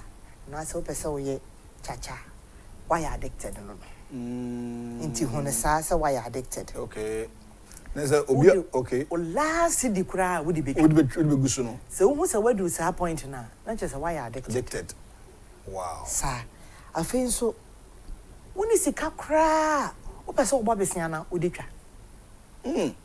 o pese o ton wade bi ana wo de o phone ana wo de o bi mo bi si awa na si awa sa na chese we dru ho no stage in the on the it is a wonru ho na bia we twa baako next time obetimi ajai no obetimi ajai okay but so we obi a abri bia wusim woni sika kra o pese okobesia na wo de twa dia ene na why addicted no and I feel so wo ye ebia we de kan aton wo ka baako what on TV na wonu ya no mo search ebisa wo na then what on car I don't know what's on with TV. Then they start getting worried about you. They just say, baby, I will Ukono. When you addiction, mono. Until your horn, not just say, Adrena fa. Adriana fa, Adreno. Not just a honor day. It's a we are movie. And yes, I One have young who be beer. a bit me kum. Hey, it's made in Crawford could do suicide. Wow. Sir, na me who be. Ghana here. Wow. Aye, or so be kuno. A binum cry cum. I know of a guy or Kofan in the boss seeker 80,000. And you could charge aviation 1,000 might be. Or we know. Now also could you 30,000 first. And all the try and I think it's a and go wait me and yes you can knock replace it. No so for 10,000. So the boss never nice can I who until the camera and who say or you draw one no say or the can be 30,000. No me say be obet me be report who na 80,000 e ma ne kodem oba na o say go asenti na kopeso kunu nti enye ngonwa say o ka na ya na ye so mama fa wen e say o me de o school fees nyina ayo oh yes and then man no so de na obi kwa text message say otimi ni kunu sika e bi so timi gis caffeine boy ono de kutwa bet o mo de o school fees nyina ye mebuno no nti o akọ school na ya ma ne school fees no na e bia semester no ye nya ma deadline no na cheso de akotwa into the cha onya na wo de akwakoshim into okwana e bia wanya anase onya oboza na adwena na sa ka che say oh na say eyi onya okay ma ho 3 days bi e bi omo de extension kakra beba so obesa oboza na sika ni nyina ahye na school fees no wantua say maybe what say yes school for be yes ha omo school fees yes that was KNUST about you doc me kai ene de enkomo we de pa brantie bi a me Uber otwi obi car Uber drivers bi and odi nkomo na me gaining interest in the conversation I'm say obrantie den o say car no otwi nya de dia na okotwa sports bet otwa and first aye onya no onya 15,000 and also winning second one 15,000 na 30 satam car na otwi no na ne bo no ye between 25,000 when hu nyansa ban to car ni bi say car na me twi ni obi dia and also odi car no koma owura say okọ maame ho ekurase na okọ friend mpana eno ne omukọ hotel we omukọ ha omukọ na ni ba no so na sika nyina dai asa eno okọ ba no ni wura ne sa car wura ne sa de man so otwi ewi achi no na odi car wura ne sales odi mienu no wa ni bio wo kai sika wa sa de wura mu a esemienu na o ye dai odi no e ma car no edu ba bi no odi obi car otwi sales so boss me pese me ye monthly sales is ya me ye weekly bill sa na odi sika no e twabe na obey addicted to adena wo ye no why addicted na pempi no pressure so wom say madam fu we aye madam fu no mo convince o say you be abrantie bi amehia ne say o say madam fu bi na introduce na omo say onyeska na dwuma na wo ye niska wom okay o say oh wadwuma ya wo ye betimi nyeska bebre o so the sky kakra shemoma ena oyeye in the beginning na wonya nti na chese eye kama okay na de ba ko ayem se ye mu bebre ye nim ni se nipa egu ahodo obi aye different obi a hwe obi betimi anum wi 10 years 20 years bibi anya no obi timi anum cocaine no ne nam ho enso obi konom ba ko mienu na jinsem nti ye nyina ye different na danfo ya wodi ni wura yi o so sheda ko bisa na danfo ni se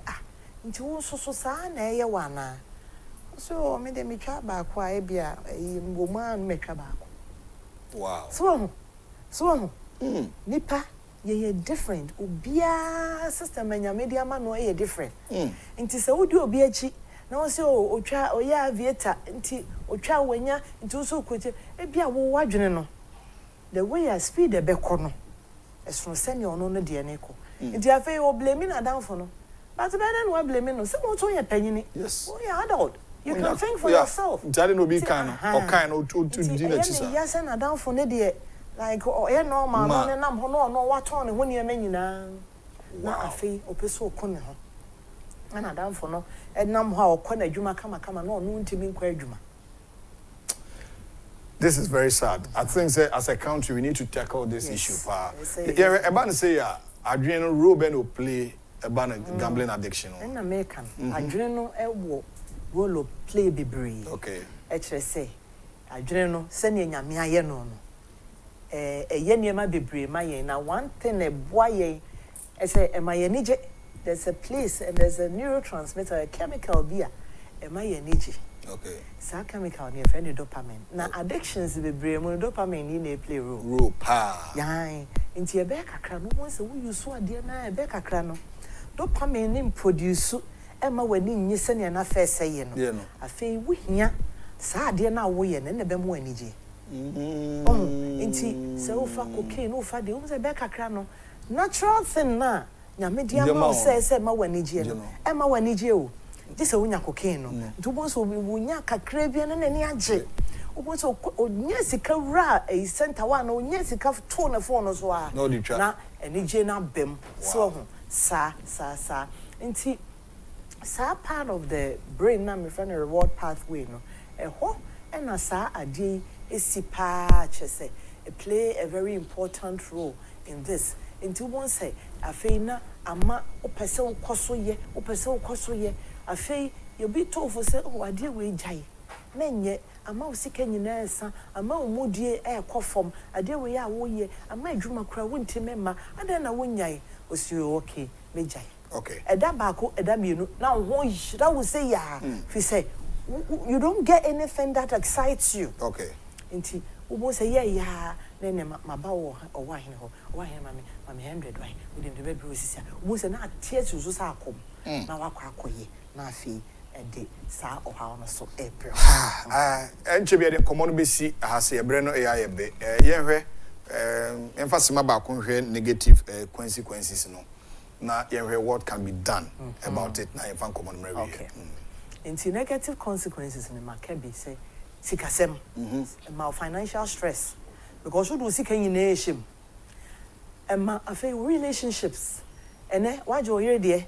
A child, why you are down for dear? A child, why you colleague, dear? A bedroom may be no behind trust you. Okay. So I will say, it puts a burden on that. And I fear my mental health problems. And my go into depression, anxiety, and a big go into suicide. And there's a strong link that has been established between gambling addiction and suicide. Okay. A BSO Sweden, a BSO Australia. Now who say more gambling disorders no, they are 15 times more likely to commit suicide than or more any addicted. Na enema bebre wo ho one kasa wo betimi aye. E wo mu say when you get addicted to gambling, it is why you are addicted to drugs. Okay. It's so difficult. You cannot do it alone. But there are certain things you can start working on. Okay. The first thing is to acknowledge that there's a problem. Okay. And so we say, oh, how? Inti me wo how you den na metimi aye afa ho. Okay. Inti uhu niema bia ebia me nko amete ho a na eye me say me nkonkoye. Inti ene me nko amentena se. Me pese me ne afofo be wo ho. Ebia say me kokoto ade no na ko gym na ukọ gym so a na we exercise and also be release chemicals be friend endorphins and also be ma when na bi enti you need to acknowledge there's a problem. Okay. Na things so what hwehwe support. Okay. Unko wontime nko unko wontime nko da enti hwehwe support. Una fofo say omatu afa ho no hwehwe wo mo okay afi de me pese ade yi ha me enti boa me okay enti una fofo oyire bi o ho no ma ayi saa o phone ya hawi oyire betime de ama no je phone no ne manyina ma ukosa ino seek for support. Okay. Tell them you need help. Okay. No mo be boa se na be ya be free ade mo afi so establish barriers. Maybe na me hwe obi. Na barrier na ebi ni say enema ni bi say what does you call smartphone? So how would you stop? You can't. Okay. Enti apps ni bi wo ho no ma. O download block. Unya crampa ube jai smartphone use. Okay. Na ebia for the meantime no wa breaki kakra. Okay. Se ne be ya onkoso enye. Ebi wo ho a usika na odi yesa na ebia bank account ne ade ma oyira na obi a wogini di pa ehwe soma. Okay. Se ne be ya onkomu bebre. All right. Na afen so wo ho a se ne wanya we are addicted to drugs here, we will get the cravings. Okay. Into unya cravings na obey den. Obe pomodin say you avoid isolation. You avoid isolation. Okay. Na fein so eni man ke beto pass go so yes ade we ya. You betimi ache watum se na e wo kam. Until you need to visualize it. Yeah. Say you do tumo a. E dey na beba. Then you seek help. Okay. Professionally. Okay. Because in America, no you make some attempts, but you need to seek help. All right. Minimum brand TBA or recognize this all a problem. I feel no attorney when you're menina into Dako a banny chim son shen and one conf.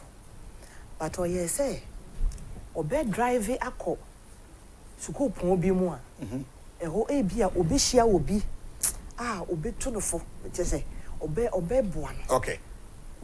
Drive koye na luckily no shia obi e no nipa ko no connect na maame. Wow. Na obaye no oho ahene me ka kire woni pei ni mudie na ewo society ni ani abra bia wadu ene de na opeso ye ne ho na onyini nti ya ade a ehu pɛ yi a ɛsɛ yɛbɔmɔden na etu mate ore yɛbɛda doctor se papa nti wo ba bɛma wo baba da bia ɔhyɛdɛm no nko a wate ne ho a ɔsɔ wɔ approach no ɔsɔ ɛdɛm hyɛ bebrebe no ne nyina ɛka ho ebie megidi sɛ adesua we ɛna sɔfo sika boafo de abai ɔsɛ I know a married woman who used her chop money to stake lotto without the knowledge of the husband. If she loses, she go to the food sellers for credit food and stuff. The basana I'm entering kwa na begum kwa no so amani kunu. Because this kind of kucha bet. Timididi say adisua we dog ebeda se papa. I also to ankomo we so na ekomu bio da foforo. Dr. Mebelo Tibwedi senior lecturer at the University of Ghana, Legon. Essentially a clinical psychologist. Medidi say asema wakan obefemu abapa. Kwabena boafo o YouTube. Me we ne champion mo nyina mo de message about yedamase say mo join ma me na production team ni nyina say from the MC Mr. Fene Justice Afo ne Bentay Elekem Kwesi Nenson George Sakwade Focus Alfi Sabatel omo nyina Kofima in fact omo bo adwuma pa doc nso ebeda asese to nsa frɛ oba me ni de owo ahene entwi buesi akon nyame ya adoma china financial friday na yedi na wotwena na ya hye na wotwe foforo se yankopon kan nyina ho na free gambling chacha any aviator any bet no free na so obi afrim na obi nye bia onso betimi agyae nyame kan nyina ho na yemmoa na entutu yemfo yedamase